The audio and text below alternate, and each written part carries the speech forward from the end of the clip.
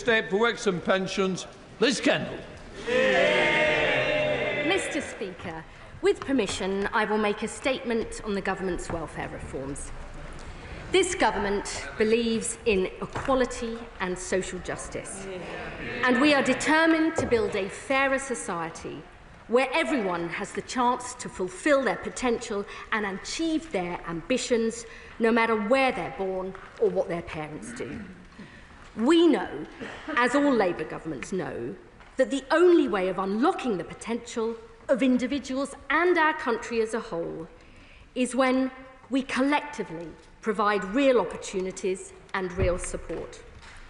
I am proud of the steps that this government has already taken to deliver on our promise of a better future for all. We're creating more good jobs in every part of the country, including through our modern industrial strategy and plans for clean energy. Order. Can I just say to the front bench, it's just started. If you're not interested, I know my constituents are, so please, I expect the same courtesy when you speak. We're investing in our vital transport infrastructure, in skills, and getting the NHS back on its feet. Our landmark employment rights bill will improve the quality of work, and our increases in the national minimum wage are helping make work pay. But alongside these vital steps, we also need to reform the welfare state. The principles set out in our Pathways to Work Green Paper are rooted in values I know many MPs share.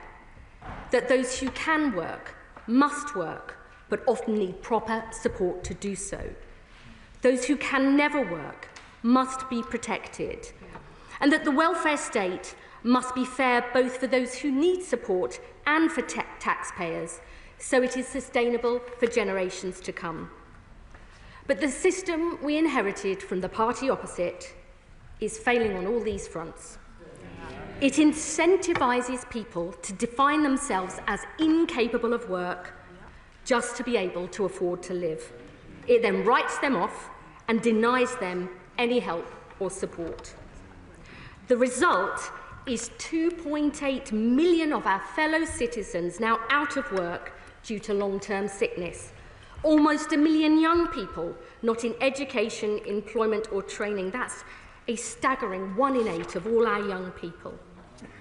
And the future sustainability of the system has also been put at risk, with the number of people on personal independence payments set to more than double this decade to over 4 million, with awards increasing at twice the rate of increases in the prevalence of disabled people in our society, adding 1,000 new PIP awards every single day. Now, I know MPs on this side of the House have welcomed many aspects of our reforms. Our plans to bring in the first ever sustained above-inflation rise to the Universal Credit Standard Allowance, the first permanent real terms increase in the headline rate of out-of-work benefits since the 1970s, and historic change in the direction of public policy. The biggest ever investment in employment support for sick and disabled people, quadrupling what we inherited from the Tories to £1 billion a year. Our plans to ensure that people with severe lifelong health conditions will never be reassessed, removing all the unnecessary and unacceptable anxiety this brings. And our plans to legislate for a right to try, guaranteeing that trying work in and of itself will never lead to a benefit reassessment, giving people the confidence to take the plunge and try work, something many organisations have called for years. But, Mr. Speaker, there have also been real concerns about our initial proposals. We have listened carefully, and we are making positive changes as a result. First and foremost, many members of this House, alongside disabled people and their organisations, have been very concerned about requiring existing claimants to score a minimum of 4 points on at least one activity to be eligible for the daily living component of PIP when they are reassessed after November 2026. And they've been concerned that the pace of change was too fast. I fully understand that even though 9 out of 10 people claiming PIP when the changes come in would be unaffected by the end of this Parliament, that this has caused deep and widespread anxiety amongst existing claimants because they rely on the income from PIP for so many different aspects of their lives. So we will now ensure the new 4-point requirement will only apply to new claims from November 2026. This means no existing claimants will lose PIP because of the changes brought forward in this bill, and existing claimants of passported benefits like carers allowance will continue to get them too. Now, some people have said they're concerned it will create a two-tier system. But I would say to the House, including members opposite, that our benefit system often protects existing claimants from new rates or new rules because lives have been built around that support and it's often very hard for people to adjust. For example, some people still receive the severe disablement allowance, which was closed to new claims in 2001. When Labour introduced the local housing allowance in 2008, existing claimants stayed on the old higher rates of housing benefit, and many people are still on DLA, which replaced PIP in 2013. So we believe protecting existing claimants whilst beginning to focus PIP on those with higher needs for new claimants going forward strikes the right and fair balance. The second important question raised by members was seeing more details of our wider review of the PIP assessment before being asked to vote on the changes in this bill, and many MPs also want to know the views and voices of disabled people will be heard at the heart of our plans. Yeah. So we have today published the terms of reference for our wider PIP review, led by the Minister for Social Security and Disability, to ensure this vital benefit is fit for the future, taking account of changes in society since it was first introduced. The review will look at the role of the PIP assessment, including activities, descriptors and the associated points, to ensure these properly capture the impact of long-term health conditions and disability in the modern world. And it will be co-produced with disabled people, their organisations, clinicians, other experts and MPs before reporting to the Secretary of State by autumn next year and implemented as soon as possible thereafter. The third issue of concern was that our plans to freeze the universal credit health top-up for existing claimants and for future claimants with severe lifelong health conditions and those at the end of life would not protect incomes in real terms, even with the increase in the universal credit standard allowance. So I can today confirm that we will ensure for these groups the combined value of the universal credit standard allowance and the health top-up will rise at least in line with inflation, protecting their incomes from these benefits in real terms every year for the rest of this Parliament. And together with the changes to our proposals for PIP, this will ensure no existing claimants are put into poverty as a result of the changes in this bill. And finally, Mr. Speaker, whilst there has been widespread support for the extra investment we are putting into employment support for sick and disabled people, I know many honourable members on this side of the House have been concerned that this isn't enough. So I can today announce we are putting an additional £300 million into employment support for sick and disabled people. So we will be delivering a total of £600 million for support next year, £800 million the year after, and £1 billion in 28-29, increasing our total spending on employment support for sick and disabled people to £3.8 billion over this Parliament, because disabled people who can work shouldn't wait to have the same rights and chances to work as everybody else. And the measures we are announcing today will cost around £2.5 billion in 2029-30, and the overall savings and costing of our reform package will be certified by the OBR in the normal way at the next fiscal event. Mr. Speaker, welfare reform is never easy, but it is essential. because there is no route to equality or social justice based on greater benefit spending alone. The path to a fairer society, where everyone can thrive, where people who can work get the support they need, and where we protect those who cannot work, that is the path we seek to build with our reforms. Our plans are rooted in fairness for those who need support and for taxpayers. They're about ensuring the welfare state survives, so there is always a safety net for those who need it, and so it lasts for generations to come. But above all, our reforms are rooted in our fundamental belief that everyone can fulfil their potential and live their hopes and dreams if we provide them with the right help and support. This is the better future we seek to build for our constituents and our country, and I commend this statement to the House. Service Secretary of State Alan Waitley. Thank you, Mr. Speaker, and I thank the Right Honourable Lady for advance sight of her statement.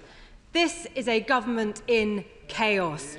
Open rebellion from their own backbenches, unfunded U-turns costing billions, and welfare plans that are not worth the paper they are written on. Their latest idea is a two-tier welfare system to trap people in a lifetime of benefits and deny them the dignity of work while leaving the taxpayer to pick up the ever-growing bill. Mr. Speaker, it is a long-held Conservative belief that those who can work should work. Work provides security and purpose. That's why we launched universal credit, simplifying complex benefits and ensuring that work always paid. And it works. During the decade up to the pandemic, we got the number of people on benefits and the benefits bill itself down. 800 jobs were created for every day that we were in office, giving millions of people the dignity and security that work brings. But then, during the pandemic, we saw something new. The health and disability bit of our benefit system started to break. The bill is forecast to hit £100 billion by 2030. £1 in every £4 of income tax will be spent on health and disability benefits, more than the entire defence budget. This is not fair for the taxpayer, not fair for people who are written off, and certainly not sustainable for the country. Yet, despite Labour having 14 years in opposition and now a year in government, they still don't have a plan to bring down the welfare bill or get people into work. What we now have before us is a rushed and chaotic compromise. It is not reform in any sense of the word. It is woefully unambitious about savings, conspicuously lacks compassion, and achieves no meaningful change of a system we all know is broken.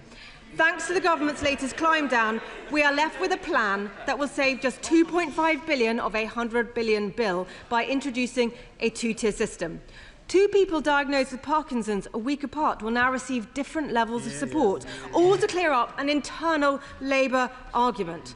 The government's own impact assessment shows that these plans won't get a single person into work. The idea that work is the guiding motivation for these changes is laughable. And it's not there aren't things that the government could do.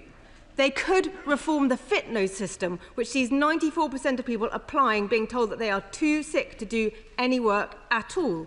They could say today that they would make all sickness benefit assessments face-to-face.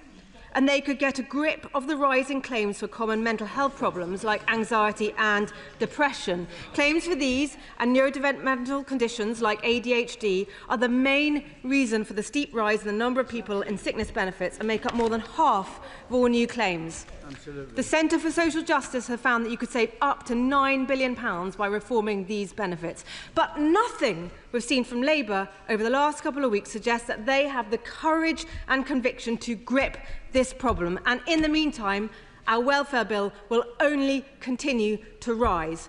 Mr. Speaker, we agree on the need for reform and have set out under what conditions we would support the government. First, the welfare budget must come down. Second, we need to get people back into work. And third, there must be no new tax rises to pay for increases in welfare spending. But with the welfare bill ever growing, unemployment rising and jobs disappearing, the bill fails on all accounts. So, will the Right Honourable Lady confirm whether the changes she's announcing today will be paid for through borrowing or taxation? Could I ask, where are these good jobs she claims to be creating when vacancies are going down and unemployment is going up? Has she read the impact assessment for their employment rights bill, which makes it clear that it will be harder for people to find work as a result? Why did it take them a year to publish the terms of reference for their PIP assessment review? And when can we expect changes if it doesn't report back until autumn 2026? Could I try one more time to ask what the difference is between her right to try guarantee and our chance to work guarantee? And finally, Mr. Speaker, is this it? Aren't there any more savings? Aren't they going to get any more people into work? Is this the extent of their ambition for reforming the welfare system during their time in office? In 5 years' time, is this going to be her legacy? Secretary of State. Well, I'm in listening mode and I listened carefully to what the Honourable Lady said, and once again her strategy seems to be to rail against the problems she and her party created. I mean, she did have a bit of chutzpah to talk about a two-tier system. That's precisely what members opposite did when they protected people on legacy benefits, when they moved on to UC, and they replaced DLA with PIP. They are part of that, and they should admit that rather than making those points. She said we should bring back face-to-face reassessments. We are, because they switched them off. Yeah. But to be honest, I'm still no clearer about what their policy actually is. She and the Shadow Chancellor claim they had a plan to cut £12 billion from the welfare bill in their manifesto. But the truth is, it was nothing but a vague idea about turning PIP into vouchers, and she talks about footnotes. I think you tried to reform them about 3 or 4 times. It completely failed, as have all their other efforts. And the one change they did propose was to the work capability assessment, and their consultation was ruled illegal by the courts. What is beyond doubt is the mess they left our welfare state and country in. Economic inactivity rising, it's coming down under Labour. Disability benefits doubling and the cost to taxpayers soaring too. We are putting in place real reforms based on our values, fair for those who need support and for taxpayers. That's the leadership this country deserves. I'm now coming to the chair of the Select Committee, Debbie Abrahams. I'm very grateful to my right honourable friend for her statement, and I absolutely agree. We must reform our social security system. Under the previous government, it neither supported or protected disabled people. I'm also very supportive of the principles that the government has set out. But can I just query some of the points that she has said, particularly about a new PIP assessment process under the PIP review that my right honourable friend, the Minister for Social Security and Disability, will be undertaking. She said that 4 points won't apply until November 2026, and that the review will report in November 2026. But surely the PIP review should determine the new process. If this is being truly co-produced with disabled people and their organisations, the review should determine both the new process, the new points and the new descriptors, and we shouldn't predetermine it at 4 points at the moment. Secretary of State. I thank my honourable friend for her question, and I'm obviously looking forward to coming and giving evidence about our overall proposals to the Select Committee. The bill brings forward a 4-point requirement for all new PIP claims after 2026. I've been very clear this will only apply to new claimants. We are also committed to this wider review of PIP, so it's fit for the future. That will include considering the assessment criteria, the activities descriptors and the associated points to ensure they properly reflect the impact of disability in today's world. The review will conclude by autumn 2026, and we will then implement any changes arriving from that as quickly as possible. I would say that we have to get the right balance here, because we do seek to, I've been a long-standing champion of co-production, including when I was the Shadow Minister for Social Care. We have to do that properly, but the 4-point minimum will be in place for new claimants as we look to make changes for the future. Liberal Democrat spokesperson Steve Dunn. Thank you, Mr. Speaker. And the Prime Minister and many ministers have identified that the benefit system is broken and the cost of it is skyrocketing. But balancing the books on the backs of the poor is wrong-headed in the extreme. The proposals today are a leap into the dark. Colleagues, Liberal Democrat colleagues, and I are really concerned that these proposals are rushed proposals, and legislation that is rushed is often wrong with unintended consequences. As Liberal Democrats and the Member of Parliament for Torbay, we're really concerned about disabled and long-term sick, their children, their families, and also carers. There are some root causes here. Our broken NHS and social care system needs to be resolved so that there is the support for those who are most in need. Our access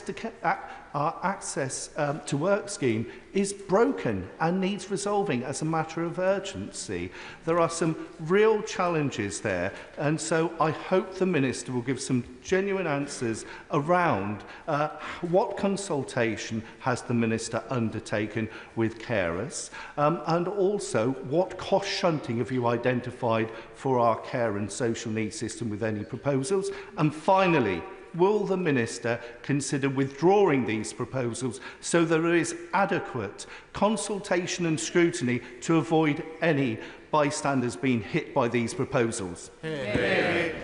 So state. The honourable gentleman for his question. I do know he cares passionately about these issues. He raises the urgent need to make sure that our NHS is back on its feet, and we are beginning to make a difference with waiting lists down for the first time in 2 years, creating 4 million more appointments in our first year, when that's more than double we promised. He talks about the failings of access to work. I absolutely agree. That is why, as part of the Green Paper, we are looking to reform it so it's available to more people in future. And we passionately care about family carers. And as I said in my statement, existing benefit PIP claimants will be protected as a result of the changes announced today, and all those carers who get their carers allowance because it's a passported benefit. I would say to him too, we are looking at the future of social care with the review by Louise Caseby. The reason we are bringing these changes forwards is we do not think that it is acceptable that the UK has one of the widest disability employment gaps in Western Europe at 28%, much higher than Germany, France and Sweden. We think that's unacceptable. We want to change it, and that's why we're making these reforms. Can we try and speed up question and answers? It's not your fault. I'm just thinking of the numbers. Everybody wants to make a comment. I understand why. Joanna Baxter is a good example. Thank you very much, Mr. Speaker. I welcome my honourable friend's statement and the additional £300 million for employment support, and also that the PIP review will be co-produced with disabled people and their representatives.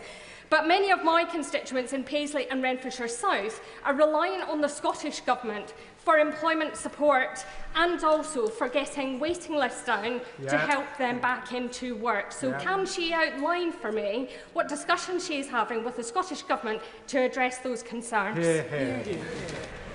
Well, our new Jobs and Careers Service applies in all parts of the UK, including Scotland, to help get more people back into work with personalised support. And I would simply say the spending review has delivered an additional £9 billion for Scotland, the biggest ever settlement in the history of devolution. And I just hope that the SNP matches our ambition to get more people into good work instead of cutting the employability budget as they have done in recent years. John Glenn. Thank you, Mr. Speaker. I think the vast majority of people in this country believe in a welfare system that is compassionate to the vulnerable and particularly the disabled, but that they can no longer understand why so many people in this country, in contrast to other similar countries, have so many in this situation where they're not working. Yes, we were in power for 14 years, and during COVID, when as a minister we made decisions like stopping face-to-face assessments because we couldn't do it. Yes. But we all recognised that that process of recovering from that COVID time has not gone as well as it should have been. But I would say to the Secretary of State, if she cannot deliver the shift in the numbers, this economy is in a death spiral. She needs to recognise that these changes need to reset radically to meet the expectations of the country. I absolutely believe that we've got to reset the system. We have to make sure that everybody who can work gets the opportunity to do so and the support that they need. That is precisely what we're trying to do with these plans. And I would just gently say to the honourable gentleman who I admire that it is precisely that failure and that mess that we are now trying to tackle. Thank you, Mr. Speaker. Mr. Speaker, I thank the Secretary of State for the movement made in the last week. It would have been good to have had those conversations earlier. We are where we are. In response to my honourable friend, the chair of the Department for Work and Pensions Select Committee, my right honourable friends spoke about the November deadline and the 4 points kicking in. Could she explain to the House the rationale for settling on those 4 points in one category prior to the Timms review? I thank my honourable friend for her question. Our objective here is to, as it always have been, and I am grateful to her and others for all the engagement that they have done with us, and I'm very grateful for that going forward. But the reason we are making these changes is we have to both get more people who can work into work and try to begin to focus this really important benefit on those with higher needs, so it is sustainable for the future. That will not affect existing claimants on PIP. They will have their incomes protected. I think that is a very positive change that we are making. The Timms review will indeed look at those descriptors and the points that are allocated as part of a much wider assessment, because we have to make sure this benefit lasts for the future, to make sure it is always there for those in greatest need. Marriott Baldwin. Thank you, Mr. Speaker. And this week's U-turn, the Secretary of State just told us, will cost £2,500 million a year by 2029. So can she tell the House how she proposes to cover that expense? This change will be fully funded, and it will be set out in the normal way. It will be set out in the normal way at the next fiscal event, as I'm sure all honourable members in this House would appreciate. Rachel Musk. Thank you, Mr. Speaker. I welcome progress, but I cannot countenance sick and disabled people being denied support to enable them to be independent in the future, and 150,000 people pushed into deeper policy, nor can disabled people across our country support these measures. It is a matter of conscience. So can I ask the Secretary of State if she could set out why we're voting on these matters tomorrow, when the Timms review says that there could be real changes in the criteria that is used to assess people up to 4 points. It feels like signing a blank cheque. I know my honourable friend cares passionately about these issues, but may I just say, no existing claimant will be put into poverty as a result of the changes in this bill. The figures she are giving are about future notional claimants, and they take into account none of the record levels of employment support we are putting into the system. We have published very clear evidence that proper support programmes can get sick and disabled people into work, to stay in work, making sure they can improve their incomes and their lives. And I would say to all honourable members, we have absolutely committed to co-producing the Timms review. Indeed, we will be working very closely with disabled people about our reforms to access to work, how we make that Pathways to Work investment get the best results for disabled people and for their families. That work will take time, but we will implement the decisions as soon as possible. Madeira Wilson. Mr. Speaker, my constituent Steve had been a fit, active working person until about a year ago. Since then, he's been debilitated by ME, which has left him only able to get out of the house for about an hour every fortnight. Even getting dressed leaves him needing a lie down. Now, PIP is already difficult for people like Steve. to access. He told me he would rather have lost both his legs than get ME. So could the Secretary of State tell Steve why, if he'd got ME 2 to 3 years later, he almost certainly wouldn't have been eligible for any PIP at all? I'm deeply concerned to hear about what her constituent has been through. I have many constituents myself who have both real needs but also have struggled to get PIP, and we absolutely want to make sure that that whole assessment process works as effectively as possible, and I would urge her and her constituents to feed into the TIMS review. But what I would say just once again, existing claimants like her constituent will not lose their income as a result of the changes in this bill. It is very common throughout the benefit system to have existing claimants protected on old rules and old rates, and that is what we are doing today. Dr. Bridton. Thank you, Mr. Speaker. I welcome her words that recognise the need to enable disabled people to fulfil their potential. Since April, I've engaged with the government, making it clear I could not support the proposals on PIP. Our manifesto committed to championing the rights of disabled people and to the principle of working with disabled people. Having no public consultation on these plans excludes the voices of disabled people. This is not just about process. This makes disabled people worse off. The principle of fairness means disabled people had a legitimate expectation to be consulted, and in order to fulfil the Equality Act Section 149, Public Sector Equality Duty. Why did the Department for Work and Pensions choose not to consult with disabled people on PIP proposals, and what work will her department do to win back the trust of disabled people? My honourable friend is a powerful voice, and I know she will always remain that in this House. We are absolutely committed to co-producing this PIP review led by Sir Stephen Timms. She may know we are also setting up collaboration committees on access to work and on pathways to work to make sure we really get this right. I look forward to meeting with her and many other disabled people and their organisations to absolutely make sure we get this right as we go forward. Sir Desmond Swade. To describe it as fair and equal, to treat people with identical conditions differently purely on the basis of whether they are an existing applicant, an existing recipient of benefits, is Orwellian newspeak on stilts, isn't it? So why did his party do it for 14 years? Vicky Foxcroft. Thank you, Mr. Speaker, and I thank the Secretary of State for her statement. Will the TIMS review have the powers to review the planned budget savings for future claimants of PIP and UC health components? And secondly, if claimants request a reassessment because of worsening health conditions, will they be assessed on the current criteria or new eligibility criteria?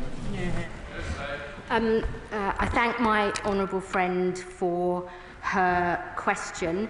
The PIP review is not driven by an objective of making savings. It's about making sure that this really vital benefit is fair and fit for the future. And as is the case now, people can request reassessments whenever they want. For existing claimants, they will remain under the new rules unless they request a reassessment until November 2026. And from November 2026 onwards, there will be that 4-point minimum. Kirsty Black. If this is what they think people voted for, what people wanted when they voted in July last year, why was it not in their manifesto? Why did they not put in their manifesto that they were going to cut the winter fuel payment, that they were going to keep the two-child cap, and that they were going to push 150,000 more disabled people into poverty? Is it perhaps because she realised how deeply unpopular and wrong these changes would be? I mean, it was, I don't expect her to have read every line of our manifesto, but reforming the benefits system was in our manifesto, and so too is our commitment to tackling child poverty. And I would say I am beyond proud that the Chancellor invested the resources we need to extend free school meals to all families on universal credit and lift 100,000 children out of poverty, a down payment on our child poverty strategy this autumn. Chair of Women's Equality, Sarah Owen. Thank you, Mr. Speaker. We all agree that the welfare system needs reform, but many of us in this place believe that changes for disability support should not take place without listening to disabled people's voices and experiences. Over the last few days, I'm hopeful that the government has shown strength in listening and moving on what they've heard. However, I have a question on the sequencing. What is the logic of making changes to future claimants before finishing the TIMS review, now co-produced with disabled people? Could this lead to not just 2 tiers, but 3 tiers? Those existing claimants, those new claimants who will lose out, and those post-TIMS review? No, that won't be correct. As I've set out in my statement, existing claimants on PIP will be protected. But the reason that we are making the changes for future claimants is we want to start to focus that for future claimants on those with higher needs. But current claimants of both PIP and, as I've set out, on Universal Credit Health Top-Up, no one who are claiming those benefits will be pushed into poverty as a result of the changes in this bill. James Wyatt. Thank you very much, Mr. Speaker. Health and sickness benefit spending is set to hit £100 billion by the end of the Parliament. So why isn't she bringing forward proper reforms rather than these rushed cuts imposed by the Chancellor that only save £2 billion and duck the difficult decisions that deal with the scale of the challenge that we face? I mean, perhaps he should make that point to his front bench when they had 14 years. Good job. Thank you, Mr. Speaker. Can I welcome the clarity my right honourable friend has set out, particularly for existing PIP claimants and those with severe conditions. But my constituents, who I met this weekend, would want to be actively a part of designing the changes that affect them. So can the Secretary of State confirm that my constituents will be able to feed their direct lived experience into the PIP review? Yes, as I set out in my statement, we intend to co-produce the TIMS review with disabled people, the organisations that represent them, other experts and MPs, so her constituents absolutely will be able to feed their views into this review. We want to strike the right balance here because co-production does actually take time. We want to do it as quickly as possible, but it's got to be done as effectively as possible. And I look forward to working with my honourable friend and involving her constituents' views. Tim Farron. Mr. Speaker, I spoke to a resident, a friend, in my constituency over the weekend. She's a wheelchair user since a failed back operation some years ago. She currently gets PIP. She gets 3 points for dressing and undressing. She gets 2 points for washing and bathing. She needs help with both. Yet she fears, as do I, that anybody with her needs or exact needs applying after next November will be left without help. We are right to be concerned and to fear that, aren't we? That is unjust and uncaring, isn't it?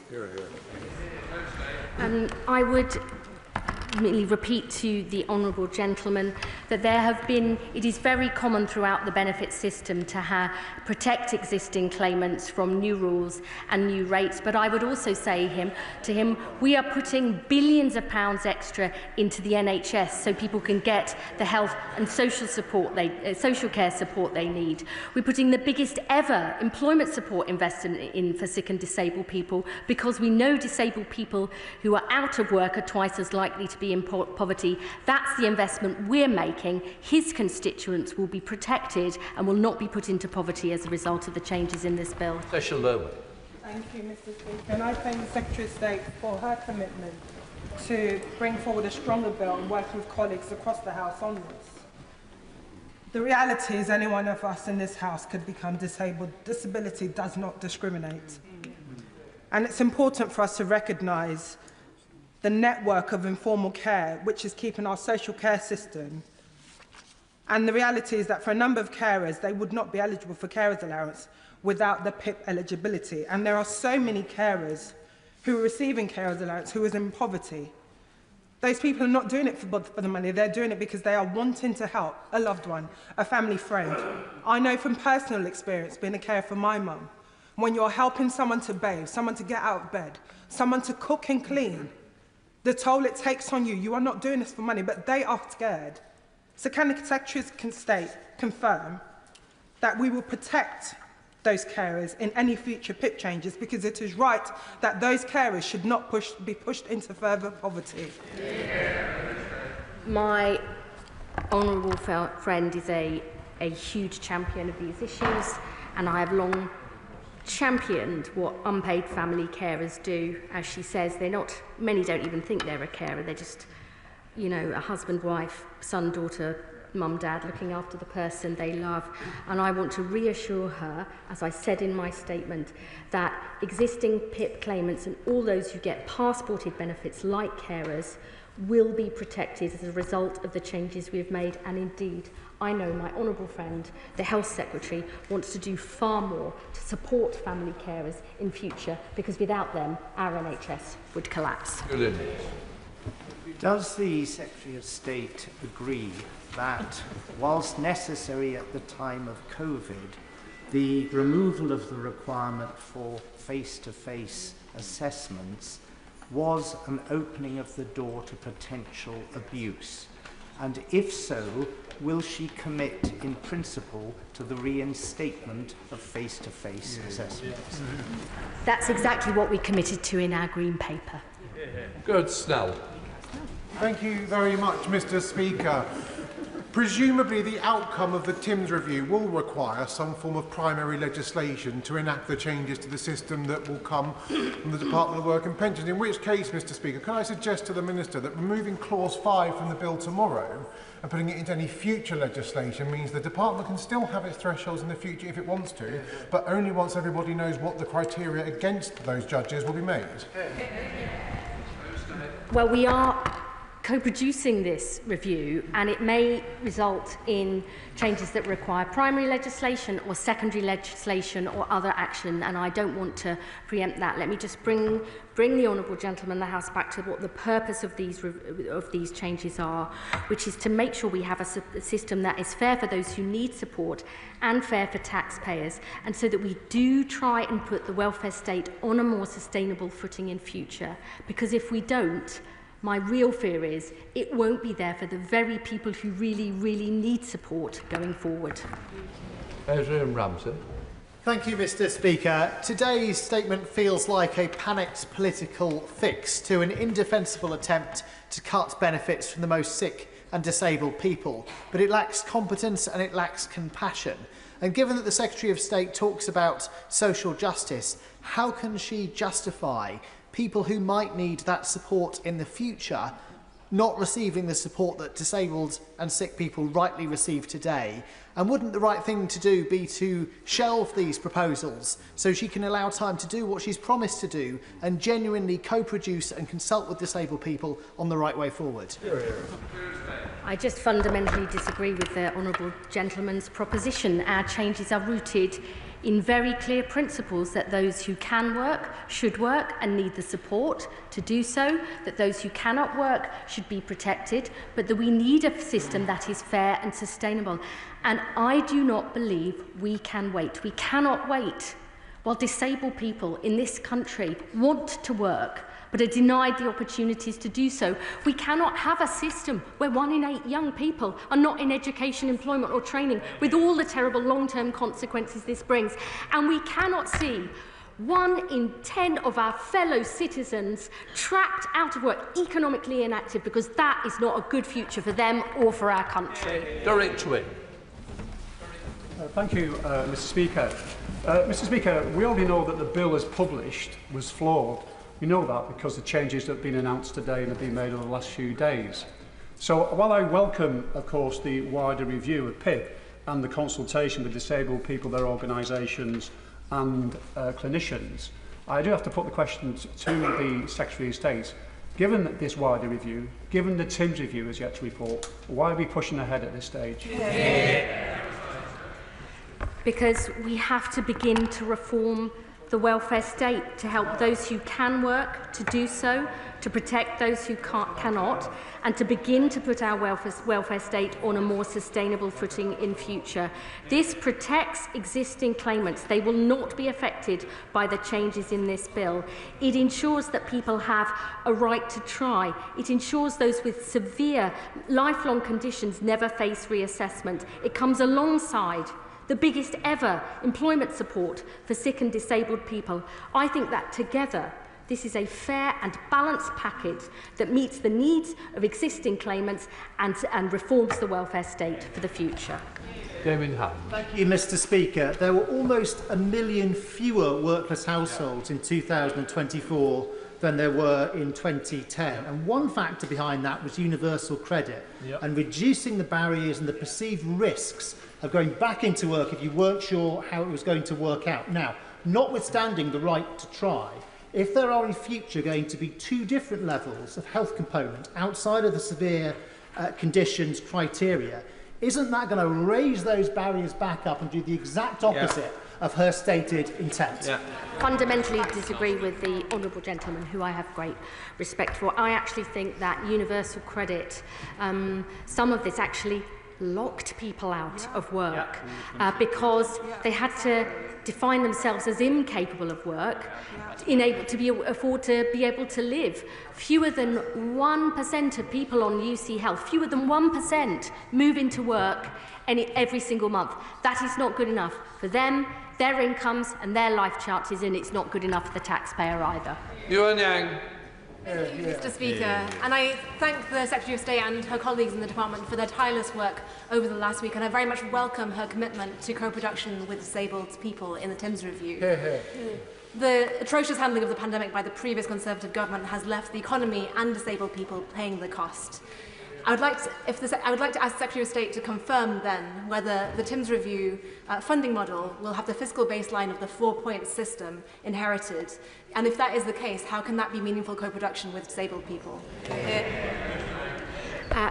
I thank the honourable lady for her question, and I agree with her comments about the state of the economy. As I said in my statement, the 4-point minimum will not now relate to existing claimants. It will come in November 2026 for new claims.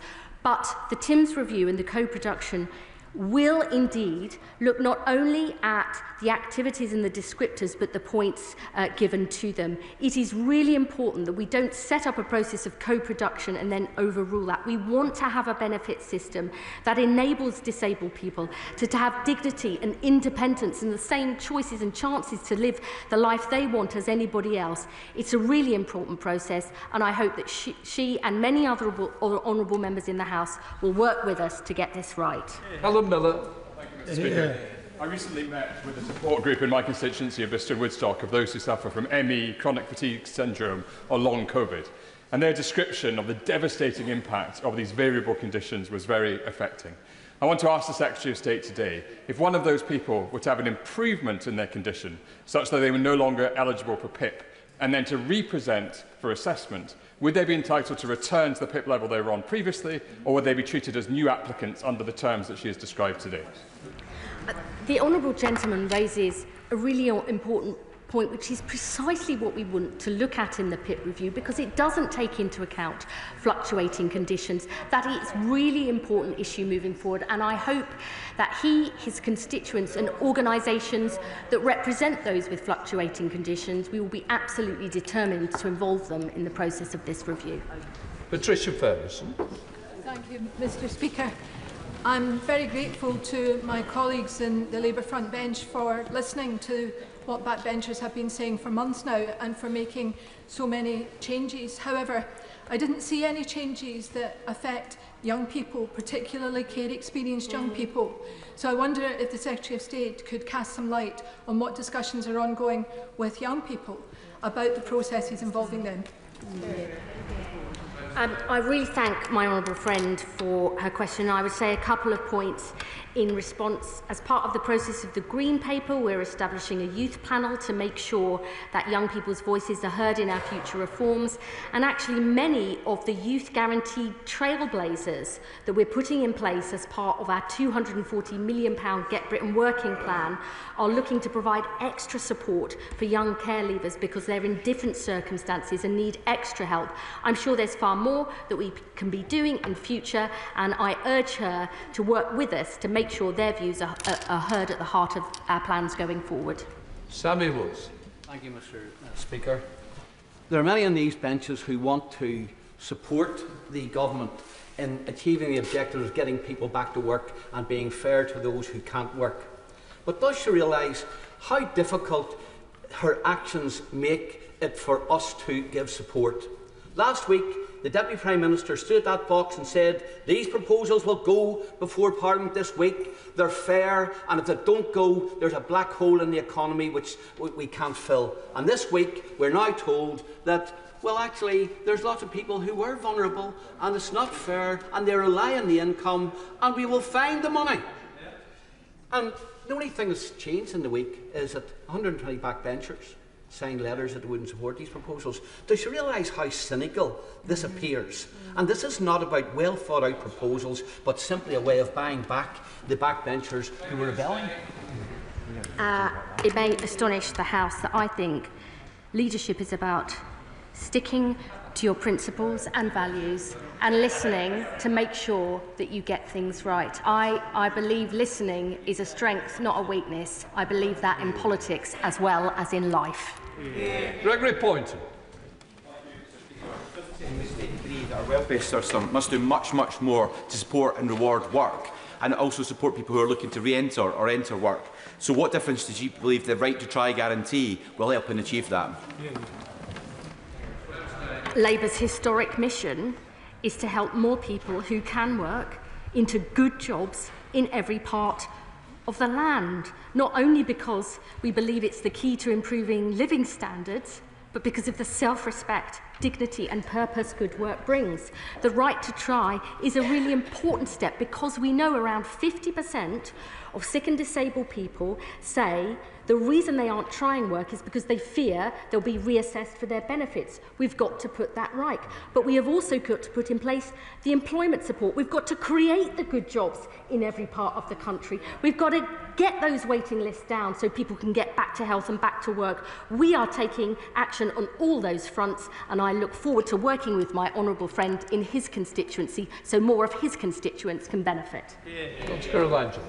Thank you, Mr. Speaker. Mr. Speaker, it seems to me entirely reasonable that a government should want to control the amount it spends on welfare, and entirely reasonable to want to focus it on the most in need. But I do not understand why they brought out such rushed changes which have done nothing but cause anxiety and distress, and left them in a worse position where now they've U-turned, they're neither making the savings nor reforming the welfare. So could the Secretary of State please explain to me what the rationale is for the 4-point limit that she's brought in? For new claimants, it's because we believe we need to begin to focus this vital disability benefit on those with higher needs, because I am really concerned that a doubling of the number of people on PIP over this decade from 2 to 4.3 million, with claims and awards rising at twice the rate of the increase in the number of disabled people in society. I am deeply concerned that that risks the sustainability of the future, the system in future, and we have to make sure it's there for those who really need it, providing that vital safety net going forward. And she talks about things having a reasonable approach. I really do believe that this is. I believe protecting existing claimants, beginning to make changes for future claimants, backed by the changes for the right to try, stopping reassessments and investment in real employment support. I think that is the fair and right balance for the people who need support and for taxpayers. Thank you, Mr. Speaker. I thank the Minister for her statement and her engagement. My question is about the co-production proposal. By what mechanism will that be given effect, and how is co-production here different to consultation? Will disability groups have any entitlements or powers beyond simply giving their views? I thank the honourable gentleman for his question. We are not setting out the precise detail of how co-production work. I think that goes against the very essence of it. We are already in discussion with disabled people and their organisations. On our green paper, we've already set up what we call collaboration committees on our reforms to access to work and our pathways to work investment in employment support, because we want to get this right. We look forward to those discussions to make sure people have a proper say and are fully engaged and involved, because we want to make sure we get this right. Thank you, Mr. Speaker. In her statement, the Secretary of State recognised, I quote, that existing claimants rely on the income from PIP for so many different aspects of their lives. One aspect, of course, for many is work. Why does she think that new claimants won't have the same need? And what aspects of their lives does she think they should curtail? The Honourable Lady raises a really important point, and access to work is precisely there to support people who have needs over and above the legal requirements on employers to make reasonable adjustments. We need to fix that system because the backlogs are too long, not enough people are getting that support, and that is precisely why we're consulting on the future of access to work, and we will make the changes that people need so they can get the help they need to get good, meaningful work and stay in work and deliver that as soon as possible. Richard Burr. Thank you, Mr. Speaker. Despite the changes, isn't it the case that over 400,000 disabled people are constituents who need assistance to cut up their food, wash themselves, go to the toilet, dress themselves, will be denied PIP from next year when they currently would have got it? And isn't the reality that Labour MPs will have to deal with this week after week after week in their constituency surgeries? And wouldn't it be better if, rather than trying to save political face, the government pulled this artificial politically imposed deadline of tomorrow? It's important not that we save face, but that we get it right.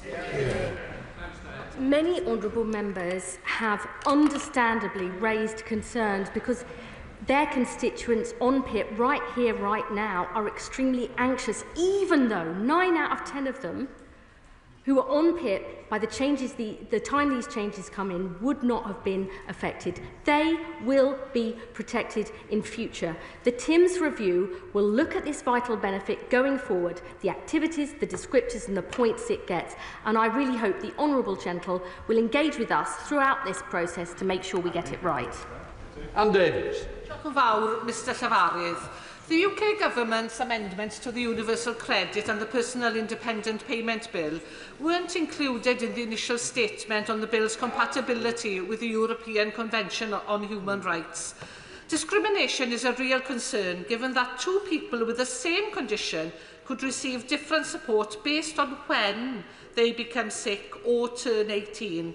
So will the Secretary of State now make an updated statement on compatibility and also confirm that her department has complied with a public sector equality duty under the Equality Act 2010? I can indeed confirm that we have complied with all of our legal requirements. Stella Creasy. Thank you, Madam Deputy Speaker. I don't doubt the commitment of the Secretary of State to getting this right.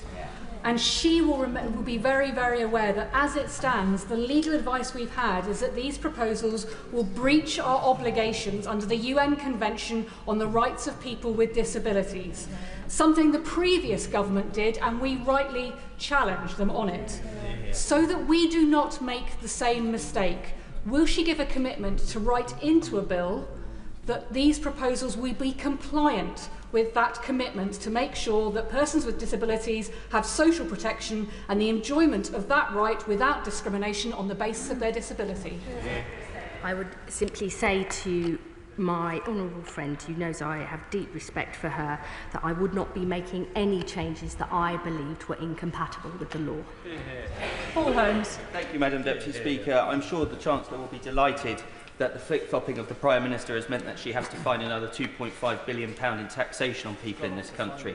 But does the Secretary of State think that it is fair that a two-tier system has been created? Because why would anybody on the old rate seek work when they know that if they go into work and it doesn't work out and they claim again, they'd get a reduced rate under her government? Because PIP is not an in-work benefit.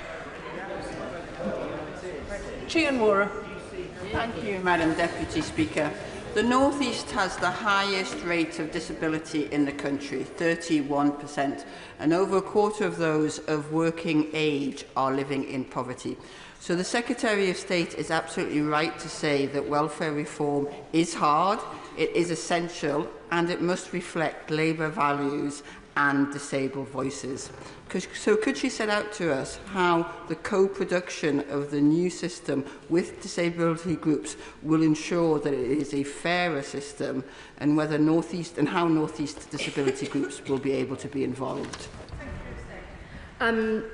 We will absolutely ensure that the views and voices of disabled people right across the country, including in the North East, are fully involved in our process of co-production. She is a powerful champion of this. I hope she too will get involved with our plans. The Minister for Social Security and Disability, Sir Stephen Timms, will be developing the process of co-production in close conduct with disabled people and their organisations, and I am sure that he will update the House shortly as these plans progress. Jeremy Corbyn. Madam Deputy Speaker, on page 3 of her statement, the Secretary of State asks herself the rhetorical question about a two-tier system. Can she simply confirm that somebody now eligible for personal independence payment gets it, somebody with a similar condition, whenever this bill has become law, suffers the same kind of condition, will not be eligible for the personal independence payment, and their support will be either from friends or family or no support at all? Is she really happy that we're deliberately creating a two-tier system for people with profound needs and disabilities who quite rightly expect the community as a whole to recognise and support them? Absolutely. I would simply say to the honourable gentleman, there are many differences in the benefit system already, where people are on different rates and different rules depending on the time that they came into the system. That has always been a part of the social security system, including under previous Labour governments. The Timms review will look at the different descriptors and the points that are delivered to them, alongside much wider changes. I mean, the PIP came in more than 10 years ago. There have been huge changes in the nature of disability, in the world of work, and in society. We have got to make sure this vital benefit stays in future, and that is what the Timms review seeks to achieve.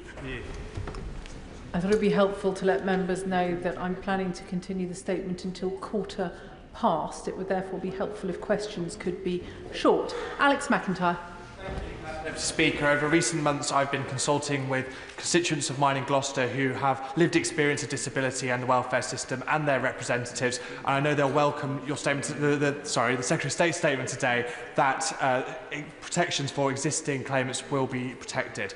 But one of the most heartbreaking stories I heard of those consultations was a young constituent of mine who'd applied for hundreds of jobs, attended dozens of interviews, and simply could not find a job. So will the Secretary of State meet with me to discuss what more we can do, not just to support disabled people in my constituency, but also to encourage employers to take on some of the talented, brilliant people living with disabilities that we have in my constituency of Gloucester? Thank you. My honourable friend raises a really important point, which is the world of work, and the need to make sure that employers recruit and retain more people with long-term sickness and a disability. That is precisely why, in addition to the huge advances in our Employment Rights Bill, we have asked Sir Charlie Mayfield, the former boss of John Lewis, to look at what more we can do to support employers to recruit and retain disabled people. We are also, I should say, overhauling our job centres so that they provide more personalised, tailored support. And indeed, we have set our job centres a new goal of reducing the disability employment gap. I believe that will make a huge difference too. Cameron Thomas. Thank you, Madam Deputy Speaker, and welcome back. The recent compromise by the government with its own MPs secures PIP for existing claimants, but not for those who come hereafter. A distinction born not of compassion, nor apparently economics, but to secure the government's own political footing. If I'm wrong, will the Secretary of State describe the moral foundation for this distinction between those who suffer today and those who suffer in the future? Thank you. I'm not going to take any lectures on compassion. I have fought my whole life to tackle poverty and drive up opportunity for people no matter where they're born, what their parents did, their gender, their sexuality, or the colour of their skin. And I would say to him, the social security system has many different rules for new and previous claimants. I do not believe that that is an unfair system. I believe it is the way that we protect people who've come to rely on that benefit. I am proud of the changes that we have announced today. I think they are positive and get us in a good place. Listening is a sign of strength, and I am absolutely determined to continue to listen. Helen Hayes. Thank you, Madam Deputy Speaker. Can I thank my right honourable friend for her statement and for the steps that she has taken to improve this bill. In launching the TIMS review, she has accepted that the current PIP assessment criteria and descriptors are not fit for purpose. So can my right honourable friend confirm that the difference in the timetable for implementing the change which will require applicants to achieve 4 points in a single category and the timetable for completing and implementing the TIMS review will result in some people falling between the old system and the new system, being required to achieve 4 points on criteria that are not fit for purpose? How long will this happen for? Who will be affected? And what will happen in the future to those people? I would say to my honourable friend, who I know has worked extremely hard on all of those issues, it's actually an issue raised by a previous colleague. There will be two sets here: the people who are on the existing system, who will be protected, and the 4 points as we are going forward. But the TIMS review will indeed look at the descriptors and the different points that they get. Those changes will come in as soon as possible. The review will report by the autumn 2026, and we will indeed try and put those in place as quickly as possible. But we do not yet know what that review will say, how those changes will be enacted, but we are determined to make sure they come in place as soon as possible. Nick Timothy. Thank you, Madam Deputy Speaker. Isn't the problem for the government the failure of the Prime Minister to even seek a mandate for what he's trying to do? He said he'd limit spending increases to £9.5 billion a year, but increase spending by 8 times as much, and the effect on the fiscal rules is the root cause of this problem. He also won the Labour leadership by promising to, quote, abolish universal credit and end the Tories' cruel benefits sanctions regime. But then he masqueraded as a welfare reformer. Does she realise now that to win a mandate, you need to be straight with people, including their own MPs? I am very proud of our Prime Minister, who changed our party so we can change our country. And the mandate can be seen by the number of MPs on the benches behind me. Annalise Dodds. Thank you, Madam Deputy Speaker.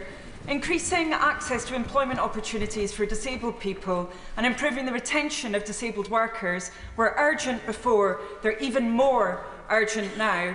My right honourable friend didn't mention the Mayfield review in her statement. She has just mentioned it in response to questions. Can I please push her on the review? First, can she expedite that review? Secondly, can it include disabled people more meaningfully than it has until now? And thirdly, will it indicate how the government will implement our manifesto commitment to increase access to reasonable adjustments? Thank you.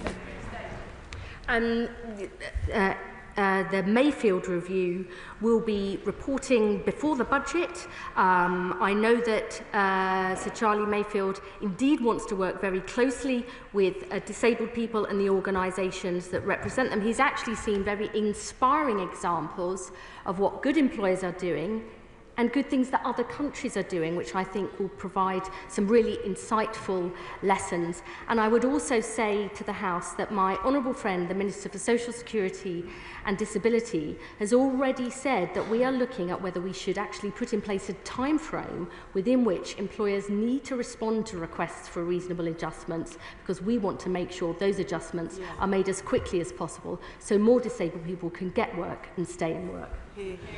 Helen Maguire. Madam Deputy Speaker, why are the proposed PIP cuts still being applied to new claimants, many of whom have equally urgent and severe needs as existing claimants? The reason we are protecting existing claimants and beginning to focus PIP on those with higher needs in future is because we want a system that actually is sustainable and lasts.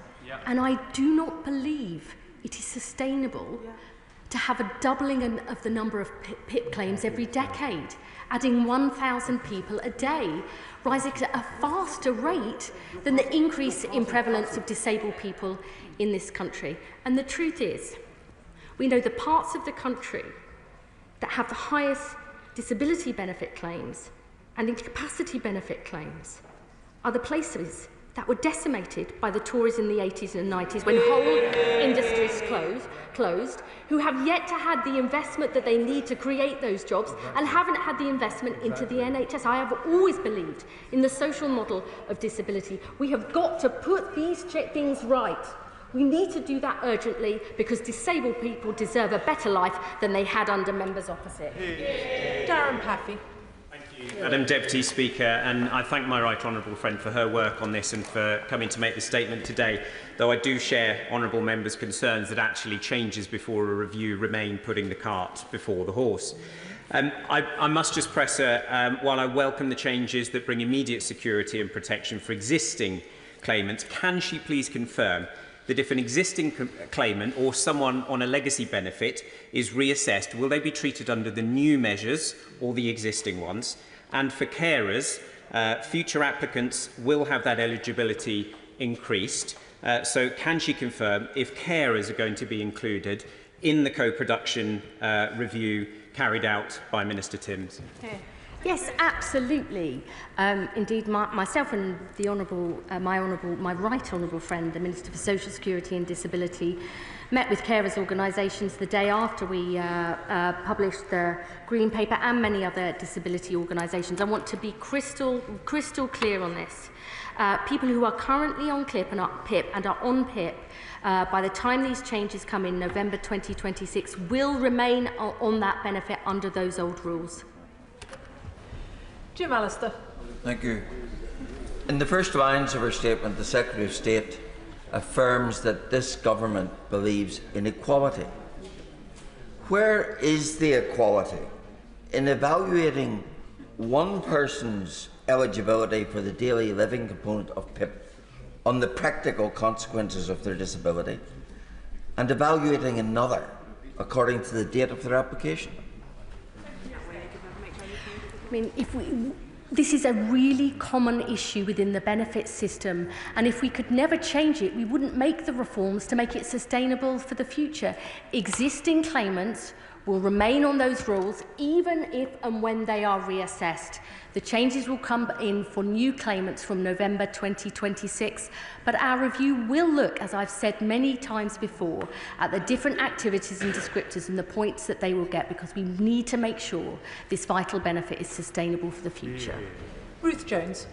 Madam Deputy Speaker, and I thank the Secretary of State for coming this afternoon, and I welcome her announcement that the TIMS review of the PIP process will be undertaken in partnership with people with disabilities, because this is critical, because we know that currently over 70% of appeals against PIP outcomes are overturned in favour of the claimant.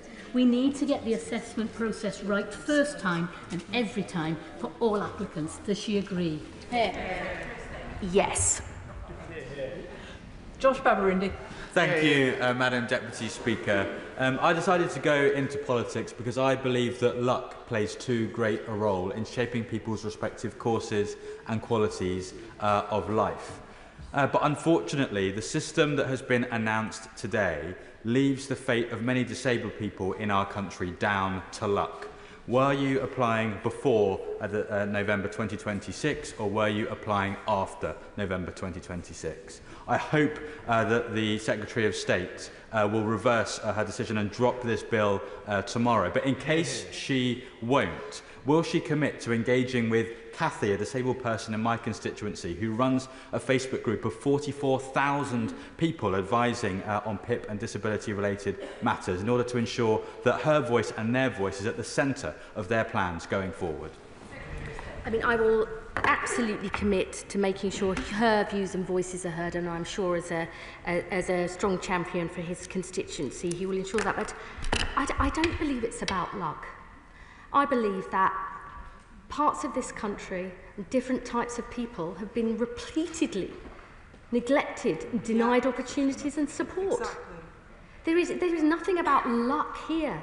It's about people and places that have been written off and denied opportunities for so long. Governments, if they're determined, can make a difference, and that is what we intend to do.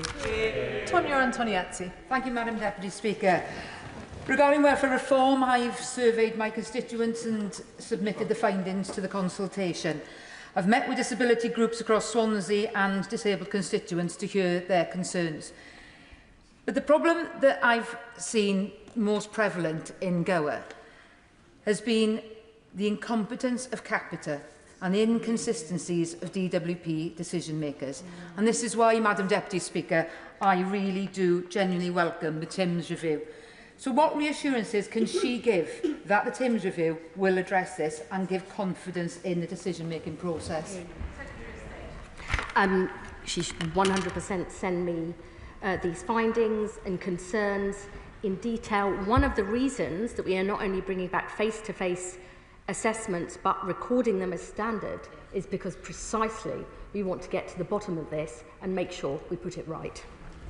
Jim Dixon. Thank you, Madam Deputy Speaker. Over this weekend, I was privileged to be able to have a number of in-depth conversations with people and families living with disabilities. I'd like to thank the Dartford Kindness community for bringing that event about. One of the things that the people I talked to said to me again and again is how poor the health service has been at helping disabled people manage their conditions over many years.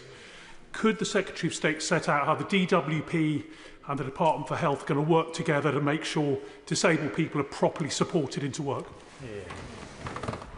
My honourable friend raises a really important point. There is far more that the health service can do to help people with long-term sickness and disability to better manage their conditions. They can't do it on their own. They need the right help and support. We actually have a joint work and health unit that is working on precisely those issues, and I'm indeed working closely with my honourable friend, the Health Secretary, because getting people back to health and back to work is so important. We know good work is critical for good health, and good health is critical for people getting work. They're two sides of the same coin. We've got to stop these false divides, get it sorted to help people be able to fulfil their ambitions and work. Marcia de Cordova. Thank you, Madam Deputy Speaker, and can I thank the Secretary of State for her statement this afternoon. It is vital that we have a social security system that protects the most vulnerable, the ill and the disabled. So can she clarify one thing that's set out in the bill as to whether the standard element and the health element of universal credit will both be increased along the lines of inflation, so they both will rise with inflation, as if that is not going to be the case, then disabled people will be pushed further into poverty and hardship?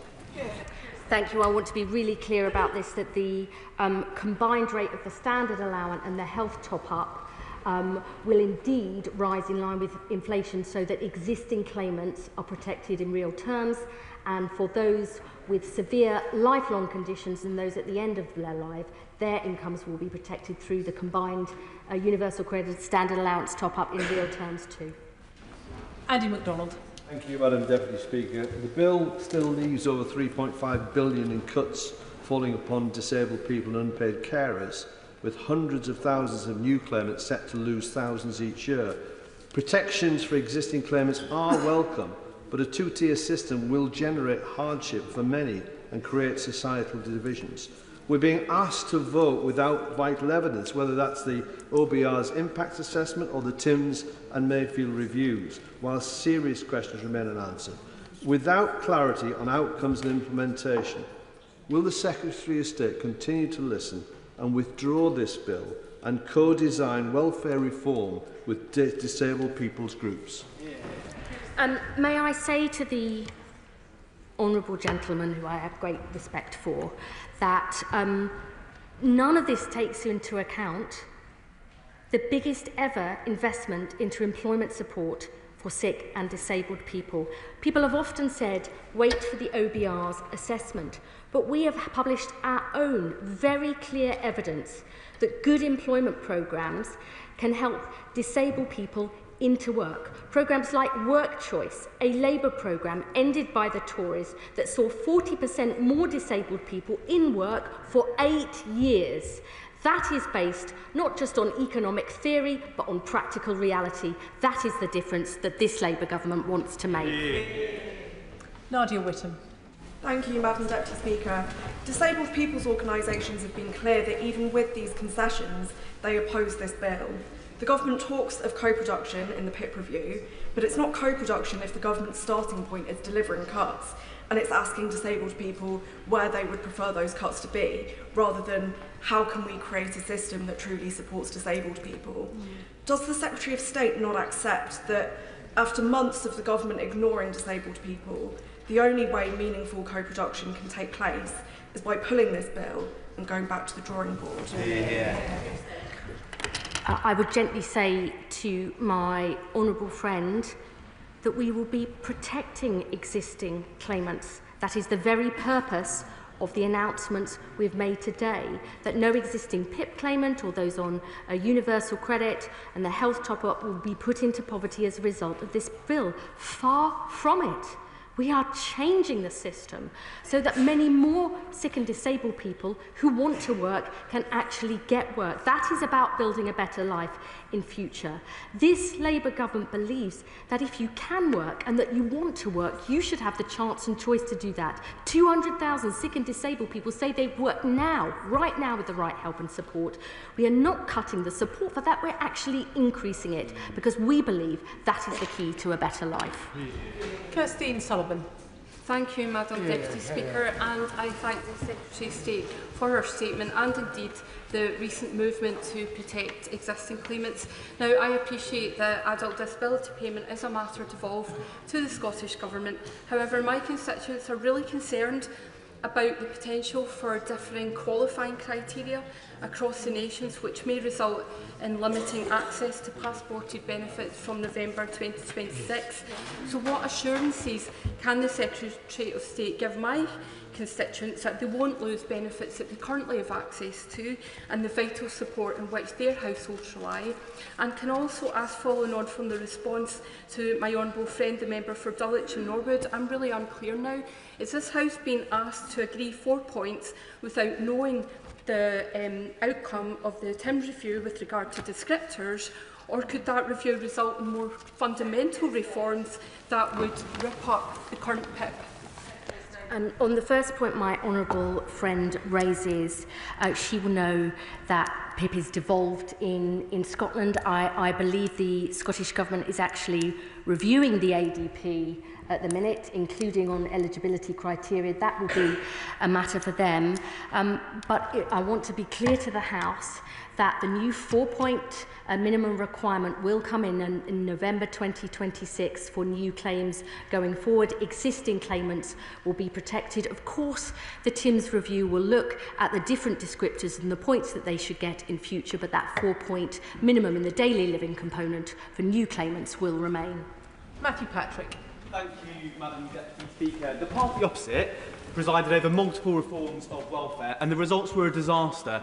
But perhaps cruelest of all was adults who have an irreversible health condition, who could never work, being forced to go through reassessment after reassessment, jumping through hoops. So can my right honourable friend please confirm that with these Labour reforms, that cruel legacy will be ended once and for all? Yes, I can, because I believe the unnecessary and unacceptable stress that created was not right, and we will fix that with these reforms, with this bill going forward, because people need to live in dignity and security. Mark Ferguson. Thank you, Madam Deputy Speaker. The Labour Party is defined by work, defined by the dignity of work. So is my community in Gateshead and Wickham. The belief that you should be able to work to provide for yourself, your family and your community. Too many people in my community have been let down by successive governments of all sides by not creating the jobs that we need. And with a failed system, not one person who's spoken today, not one has defended the existing indefensible system. So what will the Secretary of State do to ensure that communities like mine, where work and a lack of work is the problem, receive the support we need?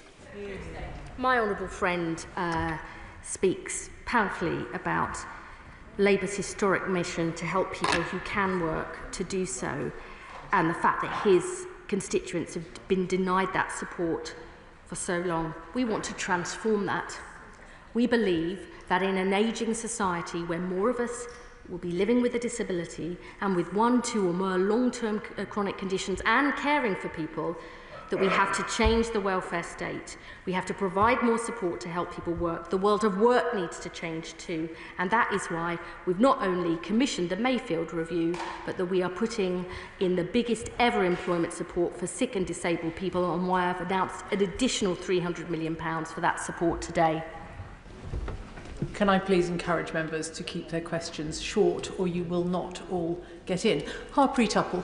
Thank you, Deputy Madam Speaker.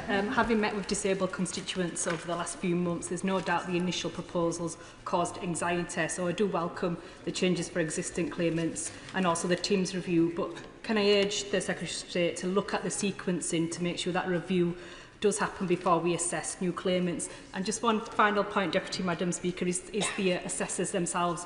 There's no doubt the involvement of private companies has caused problems with the use of Capita and Maximus, and also having assessors who don't understand health conditions. Can we make sure we look at that properly? Yes, we are absolutely committed to looking at that. In fact, we announced in our Green Paper that we are overhauling our entire safeguarding process, including the training of assessors. We want to get this right. We're also going to be not only bringing back face-to-face assessments, but also recording them as standard. Together, I believe this will make a real difference in the whole process to make sure we get the decisions, the right decisions, right first time. Ian Byrne. Thank you, Madam Deputy Speaker. These so-called concessions go nowhere near far enough, and tomorrow I'll be voting against these cruel cuts. But I want to ask, could the Secretary of State name a single disabled person-led organisation that supports this legislation? I understand why disability organisations are making the points that they do. That is their job.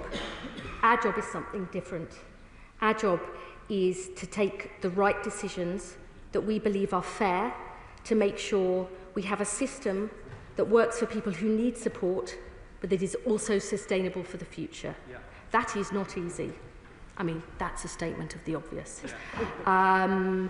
But I believe we have a fair package, a package that protects existing claimants because they've come to rely on that support, as is often the case in the social security system, that begins to tackle the perverse incentive that encourages people to define themselves as incapable of work just to be able to afford to live, and which puts in place the employment support to help the hundreds of thousands of disabled people and people with long-term conditions who want to work.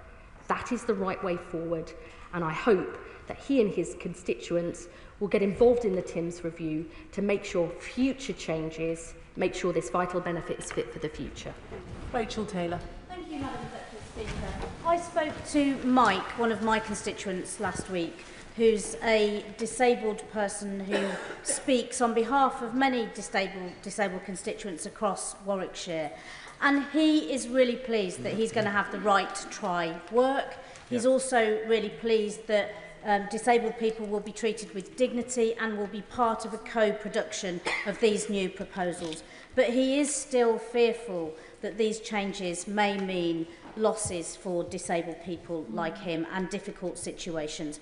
Can she reassure Mike that her minister will come to meet with him to discuss these changes, and also how in particular we look at fluctuating conditions like ME and like MS, which my partner suffers from, so that we don't lose out in those things, and we make these changes something that can be positive for every disabled person up and down the country? We absolutely want to work with MPs, disabled people, their organisations and other experts as part of co-producing the TIMS review. And I think this point about fluctuating health conditions is really important and something that we have to crack for the future, because so many people have those conditions. They may be able to work one day, not another, 3 days at home, but not 5 days. That we've got to make this fit for the future, because the reality is we're living longer, more of us have disabilities, more of us have 2, 3 or more long-term conditions. The welfare state in its broadest sense, I mean the NHS as well as the benefit system and the world of work, have got to wake up to this, because as we live for longer, we will have to work for longer, but we've got to make that practical and decent. Clive Efford. Thank you, Madam Deputy Speaker. This is a relatively small bill, but one core part of it has now been delegated to the PIP review and will not report until November 2026. So, can my right honourable friend say just how many disabled groups have indicated they want to participate in the PIP review? Because she set out a number of red lines today, which I doubt that they would agree with.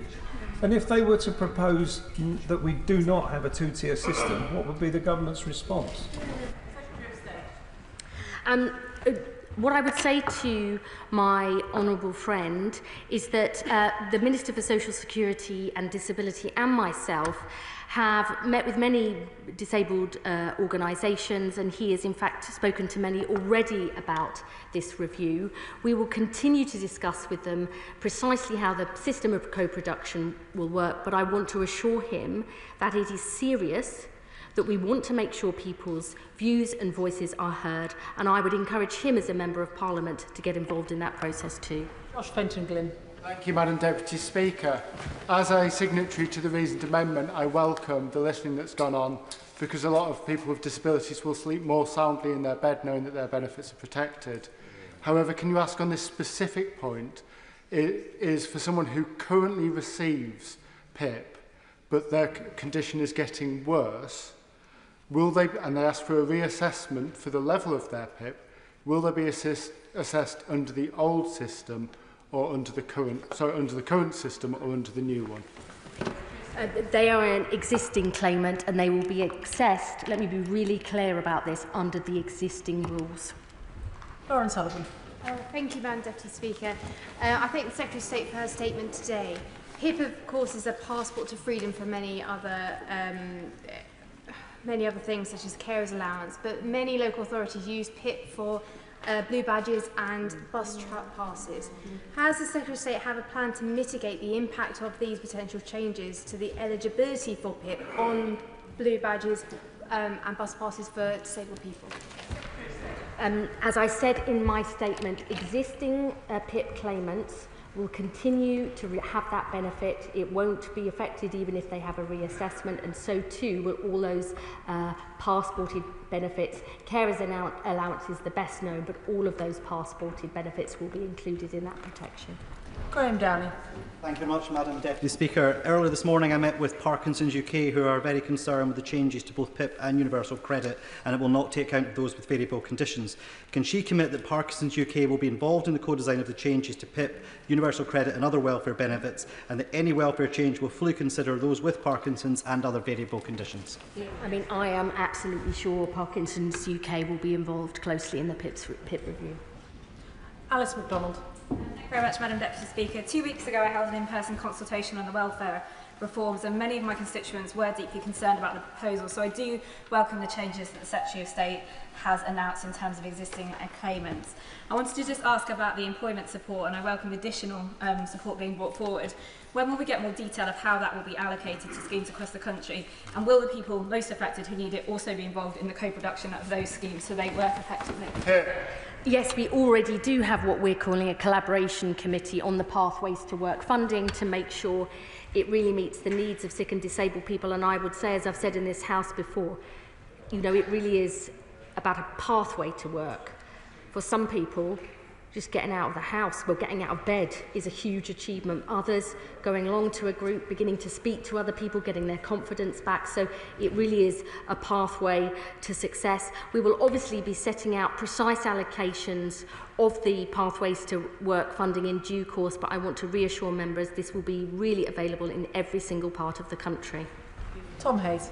Madam Deputy Speaker, I grew up caring for 2 disabled parents. As a kid, I saw firsthand the harms that happen when the British state routinely lets down disabled people. It's why disabled civil rights activists have a phrase, "nothing about us without us," and it's why I'm looking for genuine and meaningful co-production. On Friday, I brought together 7 Bournemouth support organisations and people with lived experience, and they wanted me to raise 2 issues. The first is continuing concern about eligibility criteria. The second is, will the mental health support that this government is rolling out be there in place in sufficient quantity to support potentially new claimants by November 2026? My honourable friend raises a really important point about mental health support. This government is absolutely determined that there is parity of esteem between physical and mental health. We have already recruited 6,700 of the 8,500 additional mental health workers we promised in our manifesto. We're putting in place new emergency mental health services. We're bringing new Young Futures hubs, which will include mental health support. But I know that my honourable friend, the Health Secretary, is determined to make sure that support is available in every part of the country. And I'm sure we'll be hearing more in the coming weeks and months. Chris MacDonald. Thank you, Madam Deputy Speaker. Can I thank the Secretary of State for acknowledging at the dispatch box the anxiety of disabled people. I'm also grateful for the time of the Disability Minister in listening to my concerns about the PIP assessment process, concerns that I now see reflected in the TIMS review. But I'm sure the Secretary of State will be disappointed to hear that on a consultation event in the North East recently, some of my constituents found that the venue was not fully disability compliant. Can she assure me that the participation in the TIMS review will ensure full accessibility? That's unacceptable, and I will sort it. Neil Duncan-Jordan. Thank you, Madam Deputy Speaker. And can I thank the Secretary of State for her statement? I wonder if she will reflect on whether the bill we have before us tomorrow is the best way of making welfare policy. And wouldn't it be better to withdraw the bill and wait for the TIMS review to complete its important work? Welfare touches on the lives of millions of people in this country every single day, and making changes is never easy, and perhaps particularly for a Labour government, because tackling poverty and inequality is in our DNA. But I believe we must begin to make these changes, to make sure those who can work get the support they need, to protect those who cannot, and to begin to slow the rate of increase in the number of extra people going on to sickness and disability benefits. Because I believe the route to equality and social justice can never come from extra benefit spending alone. It has to come from putting in place the good jobs, the decent health service, the skills, the transport infrastructure, the good world of work that we know is the key to bringing in a better life. Imran Hussain. Thank you, Madam Deputy Speaker, and it's clear that the central issues for many on this side of the House remain. Rushing through legislation without full and meaningful consultation with disability groups is the wrong way round. You don't build policy first and ask questions later. The government's arbitrary deadline is not a necessity, it's a political choice, and it's forcing through decisions that risk pushing hundreds of thousands of more disabled people into poverty. Therefore, I say to the Minister with absolute sincerity on behalf of many members, do the fair thing, more importantly, do the right thing, withdraw this bill and listen to disabled people. I believe we are doing the fair thing and the right thing. We are beginning to make reforms to put our welfare bill on a sustainable footing so it lasts for generations to come. We are beginning to put in place the employment support that sick and disabled people have been denied for too long. And we are making sure those with severe, lifelong conditions are never again reassessed, that there is a new right to try. Together, I believe this is a fair and balanced package, and above all, I believe it is the right one. Tom Rutland. Thank you, Madam Deputy Speaker, and can I welcome my right honourable friend's statement and the government's work to ensure that help is there for those who need it now and in the future. Many in this House will be worried that the progress on closing the disability employment gap stalled under the party opposite at 28 percentage points. So will the Minister confirm that this is one of the metrics the government is focused on through this strategy, and that this gap must and will close under this government? We are absolutely determined to achieve that. I do not believe it is acceptable that in this country the disability employment gap is 28% and is one of the widest in all of Europe. In France, Germany and Switzerland, I think it's around 22 to 23%. We have got to tackle that, because if we believe in the equal rights of disabled people who can work to work as anybody else, we have got to start making a difference. The package we are putting forward today, I know that this is an issue of deep concern for many members across the House, but I believe it is a fair package and the right package. I will continue to listen to members in this House, but I would say we cannot wait to reform the welfare system. People need us to make changes and our country demands it. Jenny Riddle-Carpenter. Thank you, Madam Deputy Speaker. If my voice allows, can I thank the Secretary of State for listening to the concerns of backbenchers to make some real and meaningful improvements based on the concerns that we had raising privately. Can I also thank her for confirming explicitly a moment ago that my constituents who are reassessed post-November 2026 will be reassessed under the current system. Can I gently encourage her to go further to overhaul and radically rethink the role of job centres? Far too often they hold people back rather than break down the barriers to people progressing into work. Yes, and I really thank my honourable friend, and indeed our Minister for Employment is indeed overhauling our job centres so that they provide personalised, tailored support for people to get into work, not this sort of endless tick box process, that they are much more linked to the wider system in local areas, to the local NHS, to skills providers, and above all, to employers. I do not think it's acceptable that only one in 6 employers has ever used a job centre to recruit. That's why we're overhauling our strategy with single account managers for employers to fully involve and engage them, because we need their involvement if we're going to help more people get work and get on in work. Final question, Sarah Coombs. Thank you, Madam Deputy Speaker. My borough of Sandwell has one of the highest rates of young people not in education, employment or training in the entire country. This generation of young people has been let down by years and years of system failure by the party opposite.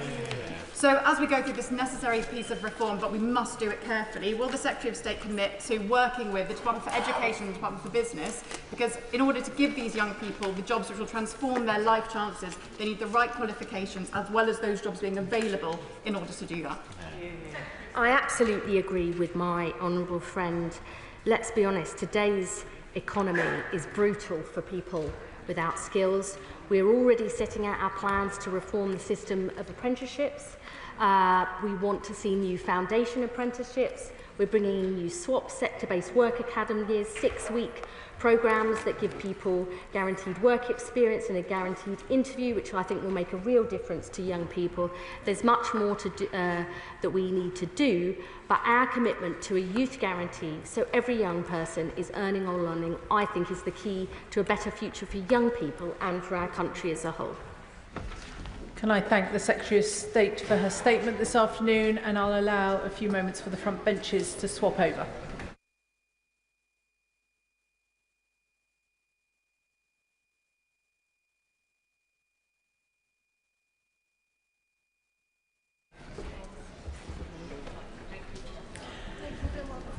Statement, the Glastonbury Festival and BBC coverage, Secretary of State Lisa Nandy. With permission, Madam Deputy Speaker, I would like to make a statement about the events at Glastonbury this weekend. Members of Parliament will have seen, as I have, the appalling and unacceptable scenes at Glastonbury on Saturday, where chants of death to the IDF and river to the sea, amongst others, were broadcast to the nation. I've been in touch with my right honourable friend, the Home Secretary, as to whether there has been any criminal offence committed. The House will know that decisions relating to specific cases are an operational matter for the police. Avon and Somerset Police have confirmed that video evidence is being assessed by officers to determine whether any offences may have been committed. They have just announced in the last few minutes that this has now taken the form of a criminal investigation. So, as I hope members will appreciate, it therefore would not be appropriate for the government to comment on an ongoing investigation at this stage. But let me be clear that this government will not tolerate anti-Semitism. It has no place in our society. It is a poison and a cancer that must be rooted out, and we will be relentless in our work to do so. This government works closely with the police and with community partners to ensure the safety and security of Jewish communities, and we will continue to do so following the enormous impact that these events have had on them over the weekend. Let me turn now to the role of the BBC.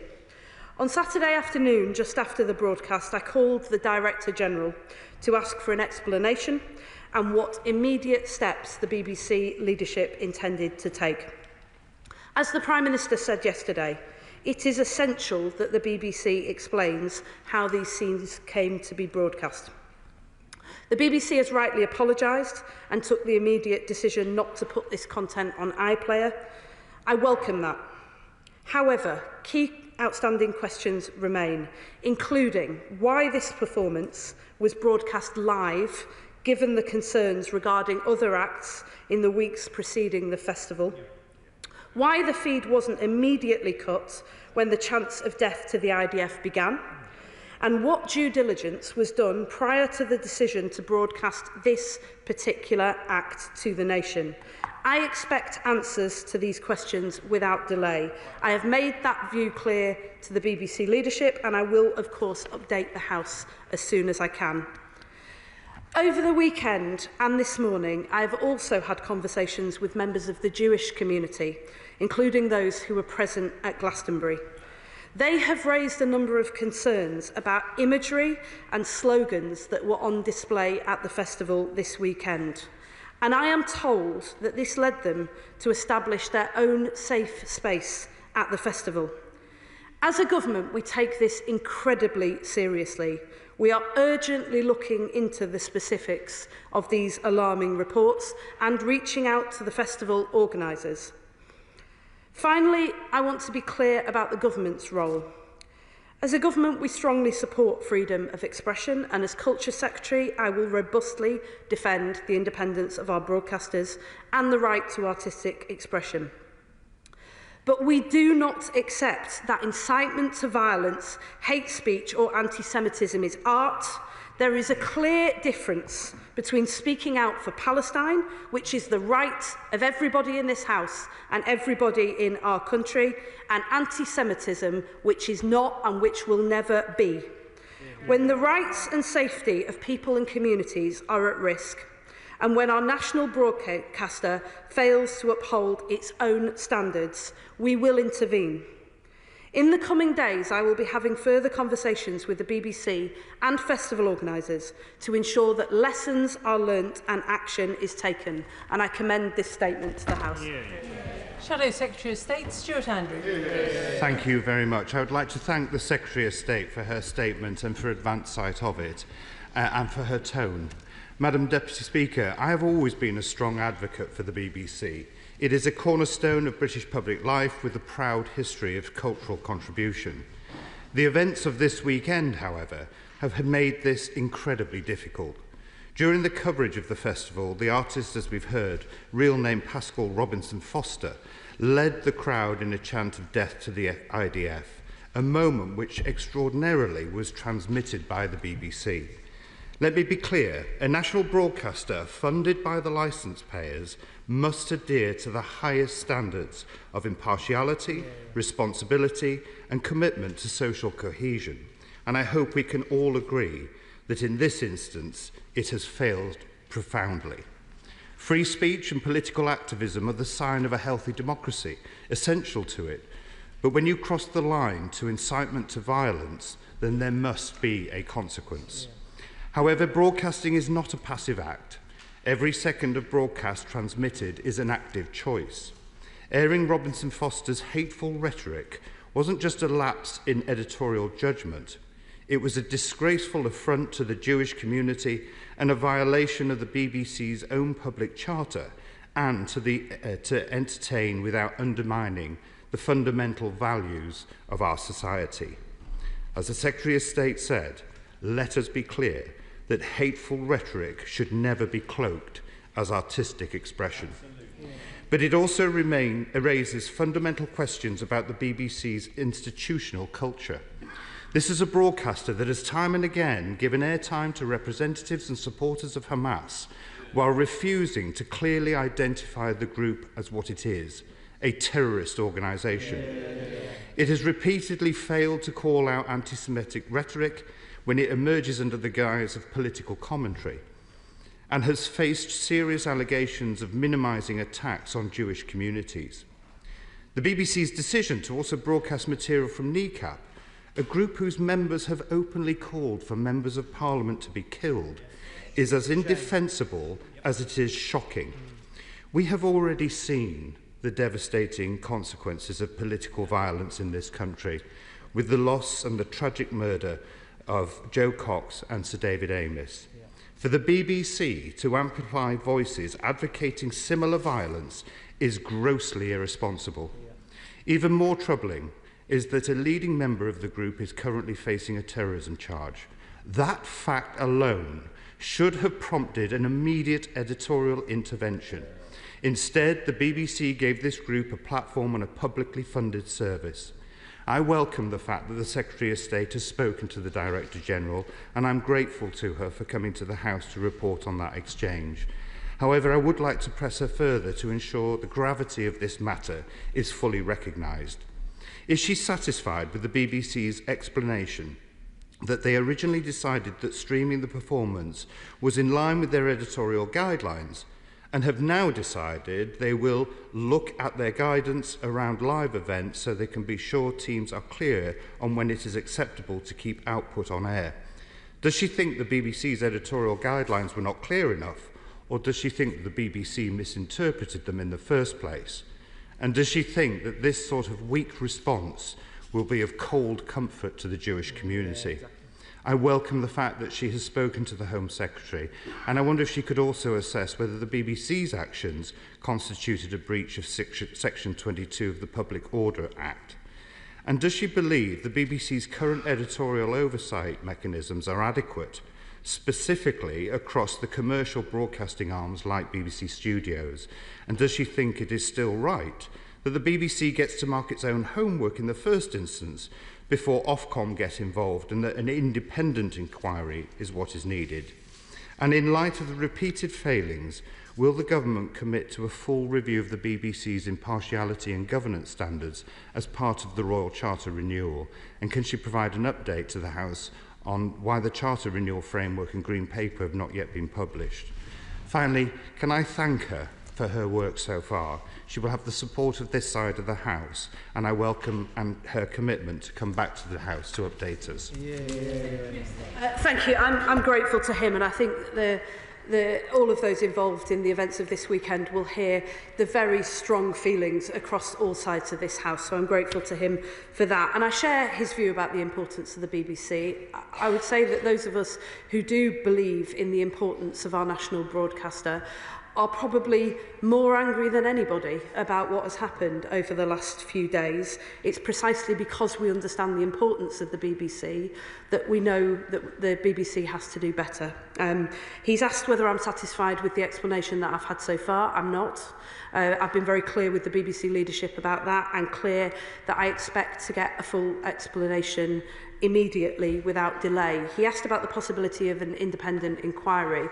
I would say to all members of this House that I'm not sure that you need an inquiry to establish that it should have been foreseeable that there would be problems with broadcasts this weekend, that the decision to broadcast live without any delay should have been reviewed, and that a live feed should have been pulled immediately when the chance death to the IDF began.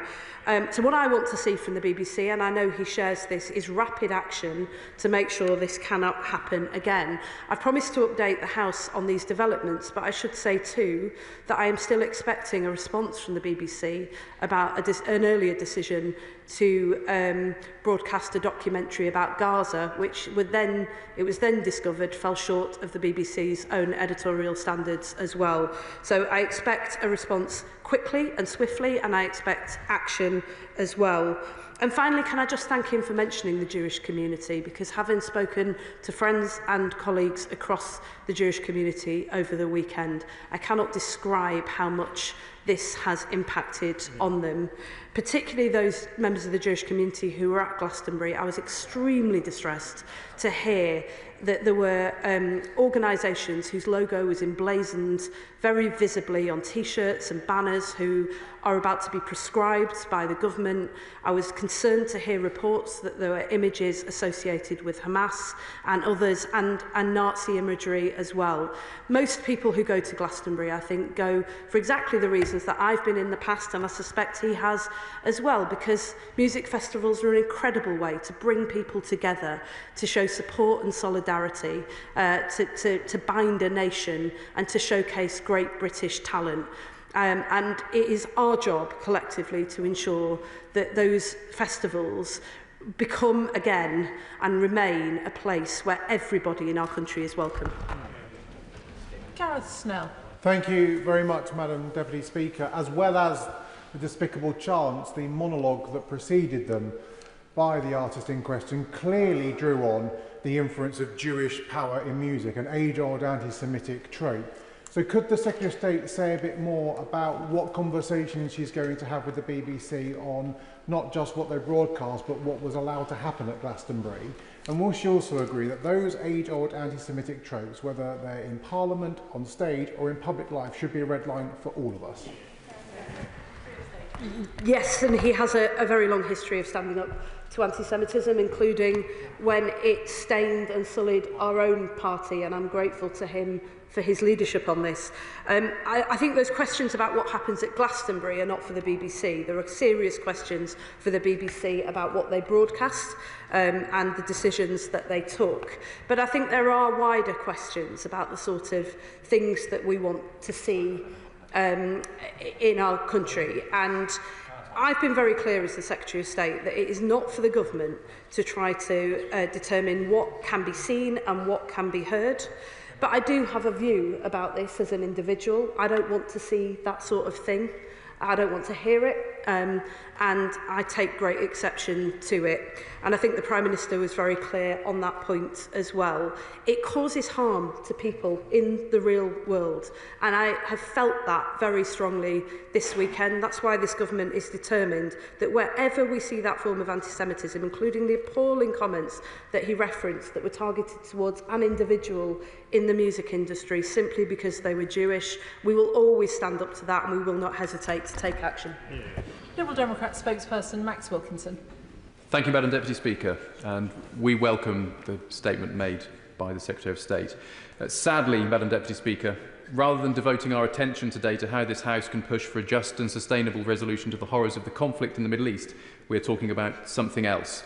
On this occasion, and there have been past occasions too, this is deeply inappropriate language used by a shock jock, attention-seeking musician and a public service broadcaster's apparent failure to fulfil its responsibility to uphold its own editorial standards. Bob Vylan's chants at Glastonbury this weekend were absolutely appalling.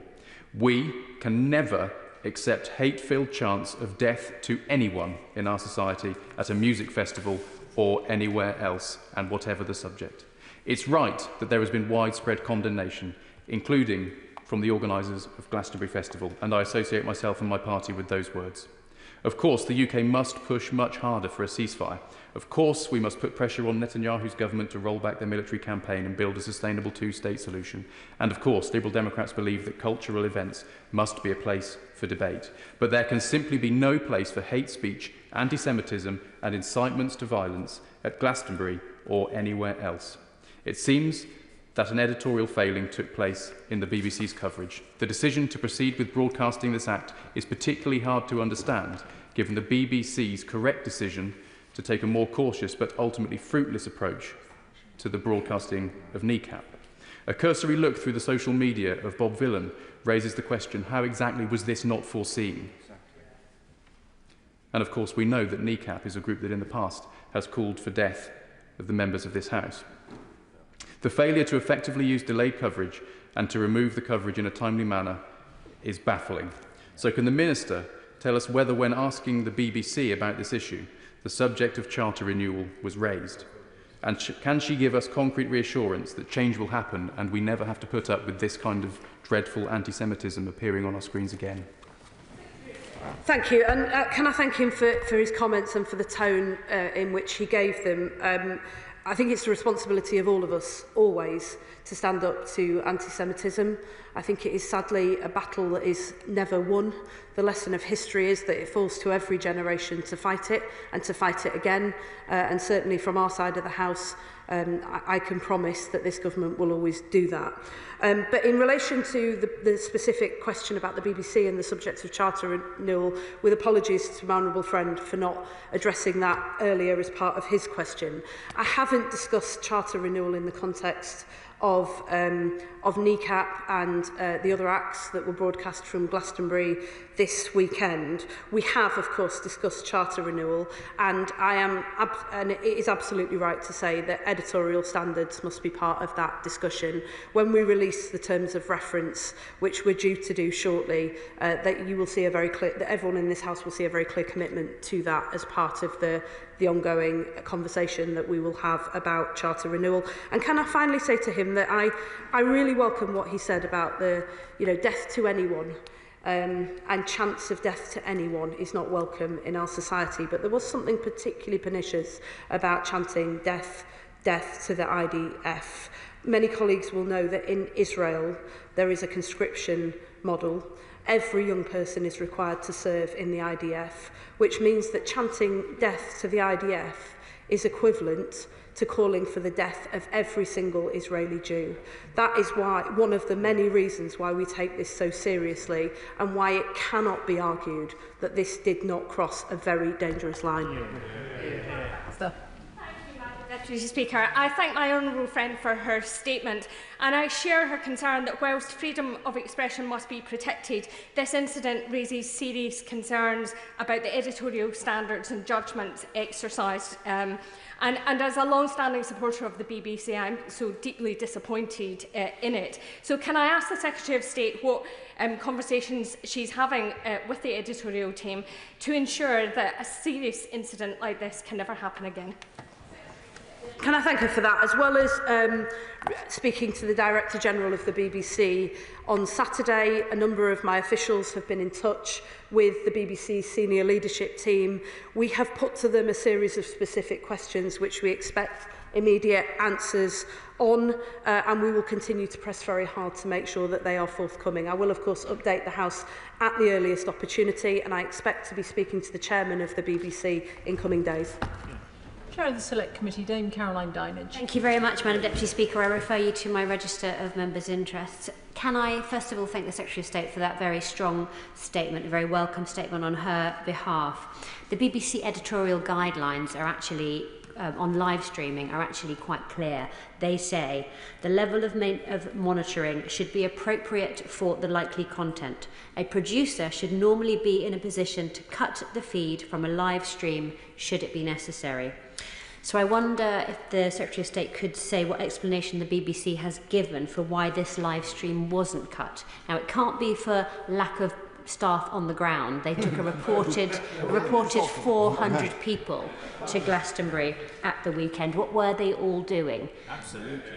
But for such a vast operation with simultaneous live shows all going out across various different parts of the site, I wonder if she's had the opportunity to ask the BBC, who has the final say on what bands are deemed suitable for live broadcast and why on earth they chose this one? And who makes the final decision when it becomes necessary to cut a live stream? She asks typically a series of very important and relevant questions, some of which I have put to the BBC directly, but I will make sure that I ask all of those questions of them with a response expected as soon as possible. I think she's right to raise the question of what the number of staff who were present at the Glastonbury Festival or working on the broadcast were doing. But I do think this also raises very, very serious questions at the highest levels of the BBC about the operational oversight and the way in which editorial standards are understood and reflected in the decisions that are made by individual staff. This is a conversation that I've already had with the BBC board in relation to a previous documentary into Gaza, but it is a conversation that I will expect to be having with the board in the coming weeks as well. and I refer to my register of interests as the chair of the BBC APPG and a former employee of the Prospect and Vector unions, which represent BBC staff. I welcome my right honourable friend's statement and indeed the BBC's own statement today, which makes clear that the performers' anti-Semitic sentiments were utterly unacceptable and have no place on our airwaves, and that the BBC will examine its guidance on live events to ensure teams are clear on when it is acceptable to keep output on air. Does the Secretary of State agree with me that it is possible to express concern about the appalling suffering in Gaza without using language that risks fueling hatred and division or inciting violence? I think he makes an incredibly important point. As somebody who's been associated with the Palestinian cause for nearly 2 decades now and has consistently spoken out about the treatment by the Israeli government, not just of people in Gaza, but in the West Bank as well, it is entirely possible to stand up for the Palestinians and never ever stray into anti-Semitism. And there are many members of this House who've managed to do precisely that over many, many years. Nobody is objecting to the comments that were made that said free Palestine. What everybody is objecting to is the comments that were made that were clearly anti-Semitic, incited hatred, and caused real-world harm to people living in our country in the Jewish community. So I couldn't agree more with him and support him on that. And for those who say this is a freedom of speech issue, this is nothing of the kind. This is about standing up against hatred, discrimination, racism in all its forms, but particularly anti-Semitism, where we have seen an enormous rise in our country in recent years, and where every single one of us needs to be vigilant to make sure that it is never allowed to spread. Jim Allister. Deputy Speaker, what we saw was an appalling pro-terrorist broadcast on our national broadcaster. Because when you chant, kill the IDF, you're endorsing those who kill them. And those who kill them are Hamas. So it was an endorsement of the terrorism of Hamas. And yet the BBC deliberately chose not to cut the broadcast. Perhaps therefore it's time for government to consider cutting the licence fee. Well, this government's view of Hamas is clear. They are a terrorist organisation. They are banned in the UK, and there is a good reason for that, and we will continue to be outspoken about that and to be robust in relation to them. That is one of the reasons why I was very concerned to hear that there may have been imagery, symbols and graffiti in support of Hamas at the festival this weekend, and one of the reasons why we will not hesitate to make sure that we deal with that and get to the bottom of that in order to stand with our Jewish communities and with everybody in this country who stands against Hamas and is at risk from them. In terms of the BBC licence fee, he will know that this government supports the BBC. We believe it is an important institution. That is why we are so disappointed that this has happened, why we have been so exasperated with the lack of account from the leadership, not just about this, but about a previous Gaza documentary and a number of other issues as well. The BBC is one of the most important institutions in our country, and that is the reason why it is held to the highest of standards, why it's essential that we hold it to the highest of standards as we seek to start the charter renewal process, which should safeguard the future of the BBC, not just for the next 10 years, but to put it on a solid footing for decades to come. These are questions that we are determined as a government, collectively with the BBC and all members of this House, to grip. Dr. Peter Prinsley. Thank you, Madam Deputy Speaker, and I thank the Secretary of State for her excellent statement. The murder of hundreds of Jews at the Nova Music Festival in October 2023 sparked this war. The irony of broadcast anti-Semitism at Glastonbury here in the UK is not lost on any of us. So how are Jews, such as myself, in this country to be reassured about the editorial processes at the BBC, and who on earth will be held accountable for this error? He makes an extremely important point about accountability, and that is something that is not lost on me as the Secretary of State, and something that I've impressed upon the BBC leadership as well. When you have one editorial failure, it's something that must be gripped. When you have several, it becomes a problem of leadership, and so I very much take his point about that. On the point that he raises, though, about the parallels between, not the parallels, sorry, but the strength of feeling that people have about this, given that it was happening, this was a music festival, and it was at a music festival on the 7th of October where so many young people lost their lives, others kidnapped to never return to their families, and some still being held hostage. At that moment, this would have been the perfect place to express support, love and solidarity with those who are still suffering. And I know that there were those at the festival who were doing precisely that, but they were hindered in that by some of the appalling scenes that we've seen. And that's why we are determined to grip this and to make sure that music festivals are a safe and inclusive space for everybody.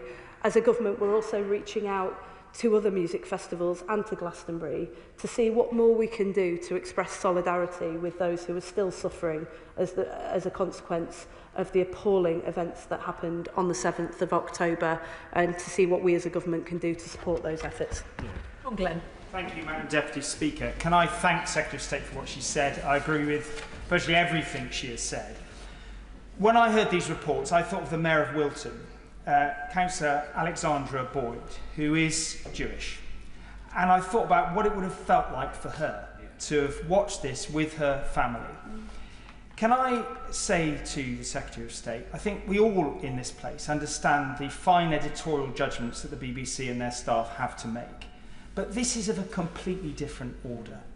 And when people are losing faith in the great institutions of this country, could I urge the Secretary of State in her follow-up conversations that she actually, the BBC actually identify accountability to individuals?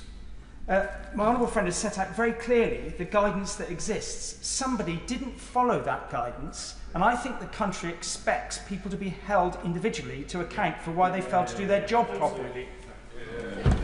I think people do expect people to be held to account for the way that they do their jobs, be that on the front line or at senior levels. It's a point that I've made to the BBC. They will have heard what he said and what my honourable friend said as well about accountability, and it's a point that I will continue to press. Dr. Caroline Johnson. Thank you, Madam Deputy Speaker. The Secretary of State has spoken about the responsibility at the BBC and of those who said these dreadful words. But could I ask her, what responsibility do those people who are organising the festival have, both legally and morally, to be held responsible and accountable, and to ensure it doesn't happen again? Yes. Can I thank her for that? And I deliberately included some words about the festival itself in my statement, because I agree with her that we all have a responsibility to uphold the highest standards and to ensure that people are safe and welcome and included at our shared national events. The reports that I've had over the weekend and this morning are incredibly alarming. They suggest that that was not the case this weekend, and so we are reaching out to festival organisers and investigating those reports to make sure that that can't happen again. Richard Tice. Thank you, Madam Deputy Speaker. So another week, another month, and once again the BBC has got it horribly wrong with their Glastonbury broadcast with regard to Hamas and with regard to anti-Semitism. And once again, another grovelling apology. How long, Secretary of State, must this go on before, regrettably, many in the Jewish community and millions of the British people conclude that the BBC is institutionally anti-Semitic? Well, I was going to thank him for that suggestion, but I think his views about the BBC are very clear. Those of us who support the BBC, who believe it's an incredibly important institution, however, will know that it should and does in some instances play an important role for all communities to be heard and feel valued as part of our public life. That is the standard that we expect the BBC to be held to. That is the standard that this government will hold them to, and we will not hesitate to take the action that we need to make sure that it does rise to meet those standards. Yeah.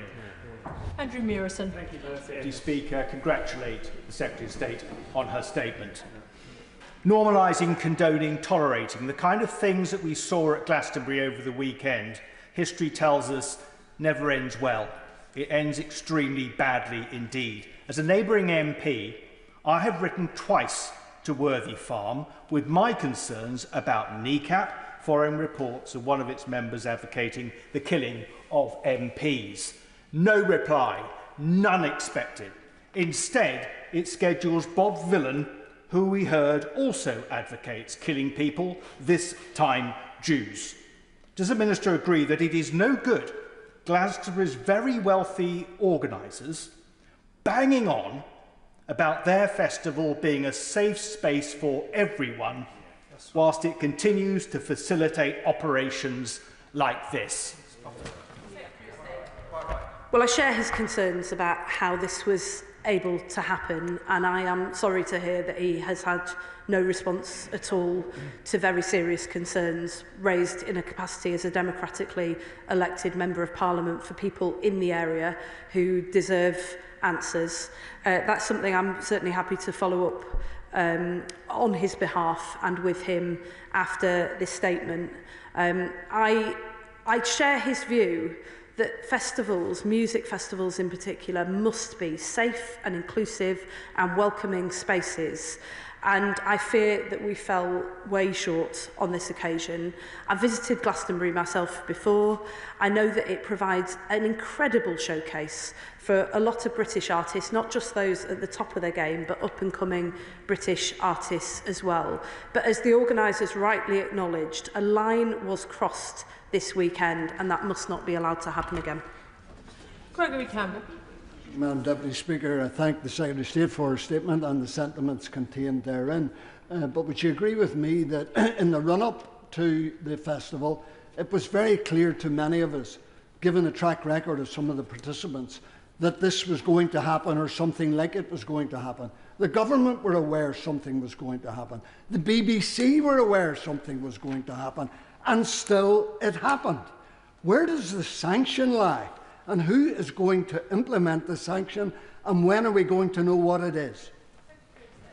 Well, can I thank him for that? I mean, I agree very much with the sentiment that much of this was foreseeable. None of us could know precisely who was going to say what, but I think even a cursory glance at Google could tell you that this particular artist has a history of provoking very extreme statements and behaviour, particularly in relation to the events in the Middle East. I don't think it would have been too difficult to foresee that, and I think there are therefore serious questions to answer about the issues around live streaming, about due diligence and other factors as well. Those are questions I expect a response from the BBC on, and the action that they will take in order to ensure that this does not happen again. If those answers aren't forthcoming, I do have various levers in order to hold the BBC to account, and I want to be clear with him and with the House that I will not hesitate to use them if I need to do so. Jack Rankin. Thank you, Madam Deputy Speaker. Had those chants been calling for death to any other people, nationality, ethnicity, there is no question in my mind that that live feed will have been pulled straight away. I welcome the Minister's robust statement, but the problem is this is systematic, isn't it?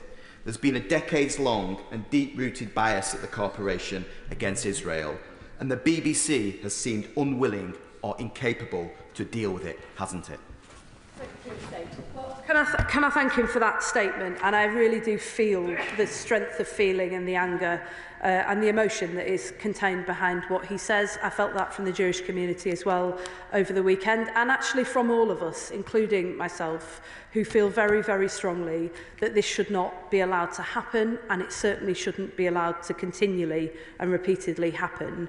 As to whether there's a question of inbuilt bias at the BBC, I think what has happened here is a serious failing of editorial standards, leadership and oversight. It's that I need to make sure that we address, particularly because he said that if it had been any other group, it probably would have been pulled straight away. I'm not sure that we can say that with any confidence, actually, given that, as the chair of the Select Committee just made clear, there were hundreds of BBC staff involved in this production. The BBC was represented at Glastonbury at the most senior level, and yet the feed wasn't pulled and the standards weren't upheld. It's my job to make sure that regardless of which community it affects, that those standards are upheld, and I give him my word that I will use every lever at my disposal to make sure that that happens. Ayub Khan. Thank you, Madam Deputy Speaker. I wish we lived in a world where there was no chanting of death. Any form of racism is vile, be that Islamophobic, anti-Semitism or any other kind. The Secretary of State will probably recall only last year in November the Israeli football fans which were chanting death to all Arabs, and more sickening perhaps, there are no schools in Gaza because there are no children. That kind of speech and chanting must equally be condemned. And what's sad is that whilst we have a ministerial statement here today, we did not have any ministerial statement when that chanting happened. It's the hypocrisy which is causing an outrage in the British public. Does the Minister not agree that that is what's happening out there in the community? No. Could not disagree more. And I would just say to him that, of course, absolutely, and I think every member of this House will utterly condemn chants of death to all Arabs. It's disgusting and disgraceful. It's a principle by which we hold ourselves. And there is no hesitation from anybody in this House. The reason I've brought a statement to the House today is because our national broadcaster, which is funded by the licence fee, which is paid by the public in this country, has broadcast something that is deeply, deeply offensive to a community in this country, that has made many, many people feel, and may actually have made them, unsafe. That is the most serious thing that you can imagine. It is rightly a question for government, and that's why I didn't hesitate to bring it to the House today. If this had been a broadcast that had led with the chant that he describes, broadcast by the BBC, you would be having the same statement at this dispatch box, and you would be getting the same response from other members of the House. And can I just say to him that it does, as somebody who has stood up for the Palestinian cause for the last nearly best part of 2 decades in this House, especially when it was hard, and especially when it was unpopular, and especially when it cost me friends and colleagues, and has stood alongside many members of this House in order to highlight the plight of the Palestinian people. Can I just say to him that as a long-standing supporter of justice for the Palestinians, he does nothing for the Palestinian cause by aligning himself with anti-Semites. John Cooper. Thank you, Madam Deputy Speaker. A blind man on a horse could see there was going to be difficulties broadcasting a band called Kneecap, named after a terrorist punishment. People who'd called for the death of people in this House, and we should take a moment here now to reflect on the fact that Eddie Neve and Ian Gow were both killed by Republican murderers. Yep. Is it not the case, however, that there is a pattern emerging here with the BBC, given the events of the weekend and given previous incidents, that will she at least test the idea that the BBC has a fundamental problem with Israel? Secretary of State. Let me first of all recognise that the BBC has been criticised by all sides in this conflict for bias, which shows the very difficult editorial line that they have to walk. But let me also be clear that when it comes to what happened this weekend, as the BBC itself has rightly acknowledged, the coverage, the standards, the enforcement of those standards fell well short of what was expected. And let me acknowledge that that's not the first time in recent months that that's happened.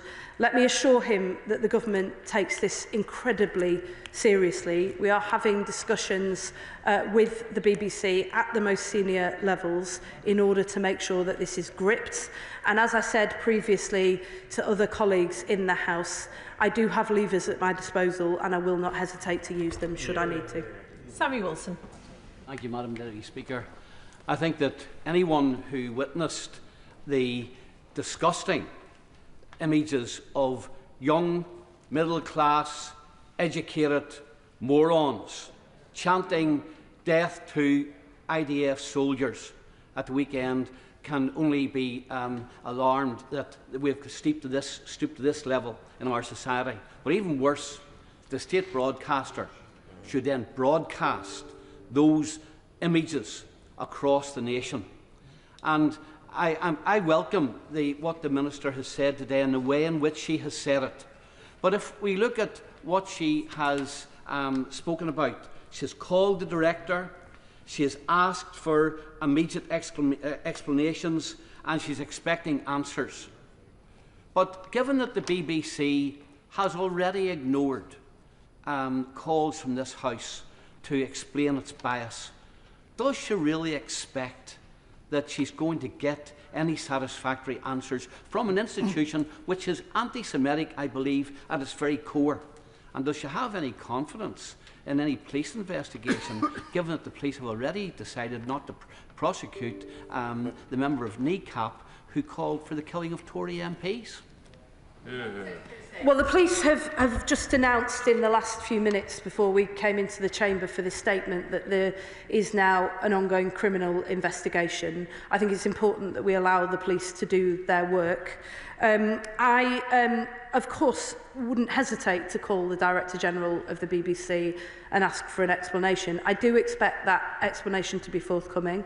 I expect it to be satisfactory, by which I do not mean that I expect excuses about what has or has not been done in this instance. What I expect is a full and honest explanation of what has clearly gone wrong on this occasion, and a full explanation of what will be done, not through another review, not with months and months of delay, not by spending public money on trying to get to the bottom of what has gone wrong, but what will be done immediately to make sure that this cannot happen again. Point of order, Ayub Khan. Thank you, Madam Deputy Speaker. The Secretary of State, in answering my question, said towards the end that I did no favours to the Palestinian cause by aligning myself to anti-Semites. Now, at no stage have I said in my question or statement that I was aligning myself to anyone at that Glastonbury event.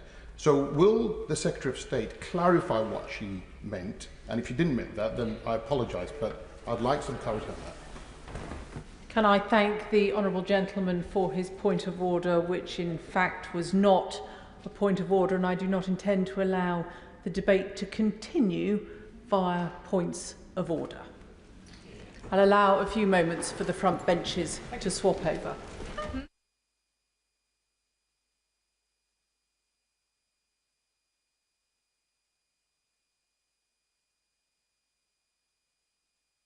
Come now to a statement on the Prax Lindsay oil refinery. Minister Michael Shanks. Thank you, Madam Deputy Speaker. With permission, I'd like to make a statement about the Prax Lindsay oil refinery. Today, its owners have declared insolvency at the refinery. The Government is urgently acting in response to this deeply concerning news. And I know it will be extremely worrying news for workers at the refinery as well as the wider community in Lincolnshire. And let me say very clearly, the Government stands with the workers, the families and the wider community at this difficult time. They have been let down by the company, but we will ensure that they are supported. Let me first take the House through the chain of events leading up to today and then the actions that we will take in response. There have been long-standing issues at the refinery since it was acquired in 2021. At the end of April, the Government was informed of ongoing commercial difficulties, and the Energy Secretary met the Chief Executive on the 13th of May to see how the Government could provide support. The Secretary of State was reassured by the company that there was no immediate closure risk at the refinery. A week ago, the business changed their position and said they feared it could no longer be a going concern. We repeatedly asked them at official and ministerial level what the financial gap was to work out whether the Government could help bridge that gap. But the company were unable to share that basic information.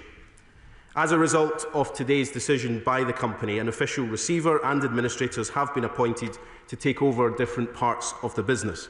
And the Government will ensure supplies are maintained, protect our energy security and do everything we can to support the workers, including engaging with trade unions and industry bodies. Let me update the House on the Government's response. First, we will work with the official receiver over the coming days and weeks to manage the situation at the Lindsay Oil Refinery site and determine the next steps. The official receiver will take immediate steps to ensure safe operations at the site, ensure continued fuel supply and explore all credible options for a sale. Unfortunately, the refinery has consistently failed to make a profit since it was bought by the current owners from Total in 2021. It's recorded a total of around £75 million worth of losses between its acquisition in 2021 and the financial year ending in February 2024. This has left the refinery in a situation in which it is in very bad shape, and the company has left the Government with very little time to act. We are supporting the official receiver to carry out their statutory duties, including managing the situation on the site to determine next steps.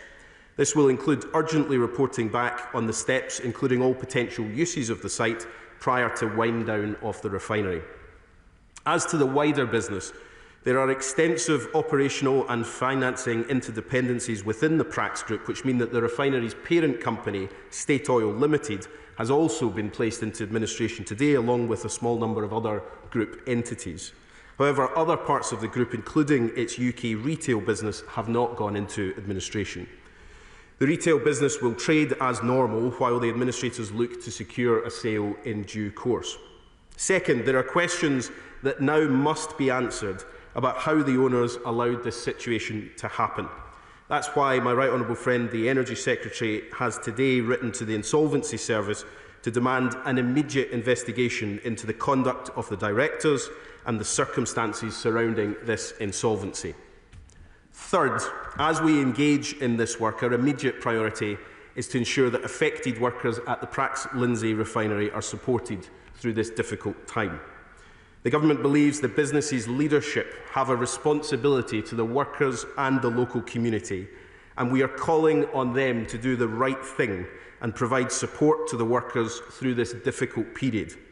The wealthy owner cannot wash his hands of his obligations to the workers and their families. And that's why we are calling on him to put his hands in his pockets and deliver proper compensation for the workers. The Government will now urgently work with the company and trade unions to explore what further support can be offered for the workforce. And that will include the maximum possible help to ensure workers can pursue new job opportunities if the refinery cannot be sold. Fourth, more widely, we are committed to securing the long-term future of the UK's refinery sector. It's important to say that the UK has a refining sector with a number of well-run operators. I met the refining sector earlier this month for a ministerial roundtable, and they told me that they hadn't had such a meeting with government for 13 years. The reality is the previous government left the UK's refining sector facing significant long-term challenges. And we know there are global challenges too, including competition from larger refining operations in the Middle East, India and Africa. We've already seen the effects of years of negligence from previous governments, and this government has been left to pick up the pieces.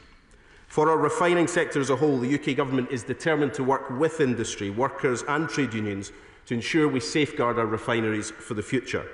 That's why we're reviewing the methodology for the energy-intensive industries compensation scheme that we inherited from the last government. The refinery sector is not covered by this scheme, and this review will help assess whether sectors like this should be covered in the future and whether more can be done to help their competitiveness. And that's not all, Madam Deputy Speaker. In less than 12 months in office, we've invested in CCUS, which can help key refineries such as Phillips 66 and Stanlow through Viking and Hynet. We've funded Project Willow at Grangemouth, a project that can help all refineries meet future challenges. And we're driving forward with the Sustainable Aviation Fuel mandate to help refining sectors maximise the opportunities created by the clean energy revolution.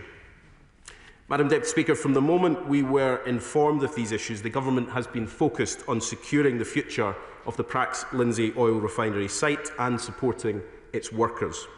Today, those workers have been badly let down by this company, but we are committed to supporting them and the wider community during this difficult time. And the Government is absolutely committed to a long-term future for the UK's refinery sector. We will provide further updates on the steps that I have set out in this statement over the weeks and months ahead, and I commend this statement to the House. Shadow Secretary of State Andrew Bowie. Thank you very much, Madam Deputy Speaker. I would like to thank the honourable gentleman for advance side of his statement and for taking the time to speak with me on this issue earlier today.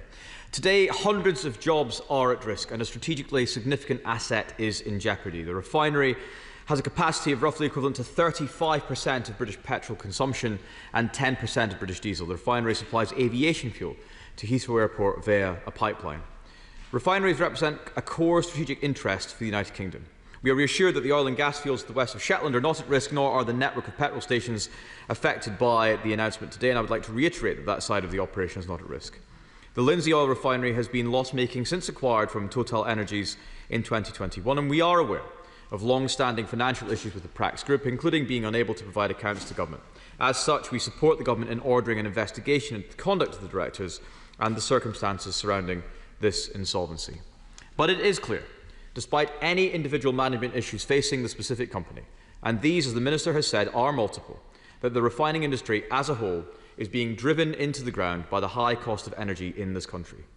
In the late 1970s, Great Britain had 17 oil refineries. If the Lindsay refinery in the Humber does close its doors, only 4 will remain.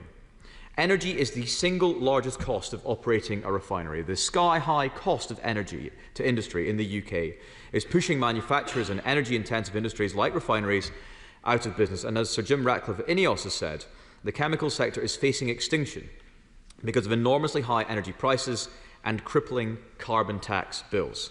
Industry in the United Kingdom is uncompetitive. 2 oil refineries closing within 6 months. It's quite clear we have to have a rethink. If our route to lowering emissions in the UK is at the price of deindustrialisation of jobs, livelihoods and economic growth, if it means impoverishing the UK and increasing dependency on imports and a fragile supply chain for fuel and essential oil products, then we must rethink. If the Secretary of State brings refineries into the scope of the energy-intensive industries compensation scheme, he is providing only a sticking plaster response. Exempting specific industries from policy costs, the renewable obligation, the feed-in tariff, the cost for contracts for different subsidies and capacity market payments does not fix the foundations. This piecemeal approach simultaneously accepts the devastating consequences of green levies on the industry whilst abdicating responsibility for fixing the root problem. We are already seeing the real impact on working people, on their livelihoods and communities if action is not taken. 400 jobs lost at Grangemouth, 60 at Moorcroft Pottery in Stoke, over 1,000 at Vauxhall and Luton, 250 at Electric Grass Fibre in Wigan, and now Prax at Lindsay with 440 employed at that oil refinery. Unite the Union have warned the Government that its policies have placed the oil and gas industry on a cliff edge. This Government is driving up the cost of energy, increasing reliance on imports and offshoring our carbon emissions. It's not good for the climate and it's very bad for Britain. Refineries have consistently raised the existential issues facing the sector. The cost of the emissions trading scheme, eye-wateringly high energy bills. Since the closure of Grangemouth, no action has been taken by this Government to tackle the fundamental problem, to reduce the burden on businesses, to make UK manufacturing more competitive and to back British industry. So can I ask the Minister, what is the Government's plans for the Lindsay refinery? Does he expect to find an operator, and how long will the Government support the refinery, and what plans do they have for the refinery if no buyer is forthcoming? What action will he and his government take to ensure this situation is not replicated at Britain's 4 remaining refineries? How many petroleum refineries does he expect to be left by the time the Labour government leaves office in 2029? And what will the government do to take action on bringing bills down for all industrial energy consumers and not just those covered by the energy-intensive industries compensation scheme? Well, can I thank the Shadow Minister, first of all, for quite rightly, I think, repeating the fact that not all of the business that we've been discussing in this statement has gone into administration today. That's really important to say that there is certainty in other parts of the business. We'll be able to outline more of that in the days and weeks ahead. And thank him also for his and his party's support of the investigation that the Secretary of State has launched into the conduct of the directors. Clearly something has gone badly wrong here, and it is important that we get to the bottom of that. On his 3 specific questions, I think, first of all, the government has backed the official receiver who is now running the refinery in the short term. We will be using that time to see if there is the possibility of finding a buyer. Clearly, our very first option would be to see if someone would want to take on the refinery as a going concern, and we will put every effort into trying to find that. If that's not possible, then we'll be looking at what the wider future of the site could look like and what possibilities there are for other industries on that site. On the wider question, he says fixing the root of the problem. I have to gently say to him, though, that he and his party oppose the action that will fix the root of the problem, which is our continued exposure to volatile fossil fuel prices that has driven up the cost of electricity, and households and businesses right across the country, he rightly says, are paying the price of that. But while we've got an answer to that, to move much faster towards a clean power system, with renewables and nuclear in the system that brings down cost and delivers that power here in the UK rather than relying on that casino for volatile fossil fuels, he opposes it. And the reality here is that he can't, on the one hand, call for us to fix the root of the problem, as he puts it, and then oppose the very action that will do that. We've outlined the credible plan for how we'll deliver cheaper electricity for all consumers, including businesses across the country, and we're getting on with delivering it. They're opposing all of those initiatives. Chair of the Select Committee, Bill Esterson. Thank you, Madam Deputy Speaker.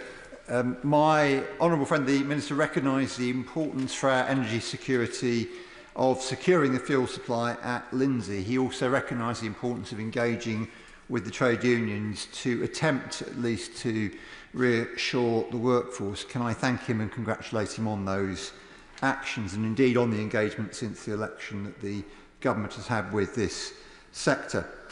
Refinery operations are increasingly challenging, not least because of the volatility and uncertainty in international fossil fuel markets that the Minister just mentioned, but also because of the competition across the world.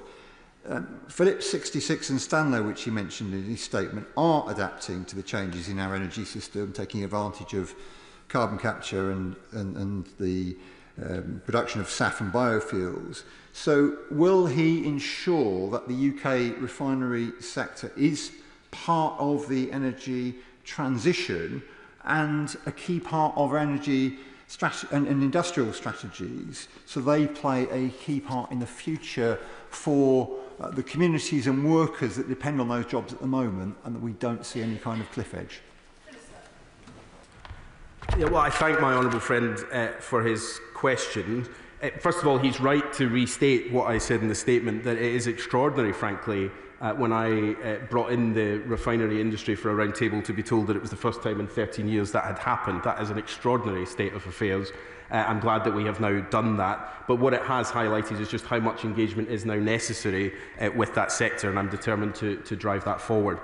He's right about the nature of the transition. Refineries will be important at all stages of the transition. They are critically important now, clearly, in delivering on our fuel security. They will play a really important role in that in the future, in sustainable aviation fuel, in biofuels, and in the wider work that we need that sector to do. And we'll support it to transition into what some of those future technologies could look like. The bottom line here is that in this particular case, we seem to have had a business that was far from doing that, not driving forward the investment that was necessary, and we will now, at pace, try to get to the bottom of what the directors were doing with this company. It is a shocking state of affairs, a sad day for the workers, but I do genuinely believe that there is a strong refining sector in the future. Liberal Democrat spokesperson Pippa Halings. Thank you, Madam Deputy Speaker. And I would also like to thank the Minister for advance notice of their statement today. And our thoughts, as with many, are with those workers at the Prax Lindsay refinery who've heard this last-minute shocking news today, with putting their future and jobs on hold. And we understand this is just one refinery within the Prax Group, but the threatened closure will be sending shockwaves across their wider operations, with their newly acquired oil fields to the west of Shetland and roughly 200 petrol stations in the UK under the Breeze and Harvest Energy brands. While these facilities are outside the insolvency process as things stand, workers in these upstream businesses and the wider community will understandably be very worried about the impact of the insolvency on their jobs in future. And there are indeed questions to be asked, Madam Deputy Speaker, of the company bosses in both State Oil and the Prax Group, and it's good to hear the Secretary of State's announcement of an investigation into how they have let workers down. And we also do welcome the Minister's words that the company should also bear some responsibility and accountability for jobs and skills for those workers if it turns out that the company closes. We also welcome the Government's proposals to consider adding refineries to the National Capacity Compensation Scheme for energy-intensive industries. Once again, as we've heard, we see UK industry buckling under soaring energy costs, some of the highest in Europe, with workers left to pay the price. However, many in this House will feel a troubling sense of déjà vu following on from the Grangemouth job losses. We've heard from the Minister about the state of the refining industries and the fact that you've seen them for the first time in 13 years. Situations such as this make it yet clearer that the Government must set out a comprehensive and strategic plan for workers in the oil and gas industry to support the redeployment of skills and training as part of a just transition. The recent report by Robert Gordon University warned that the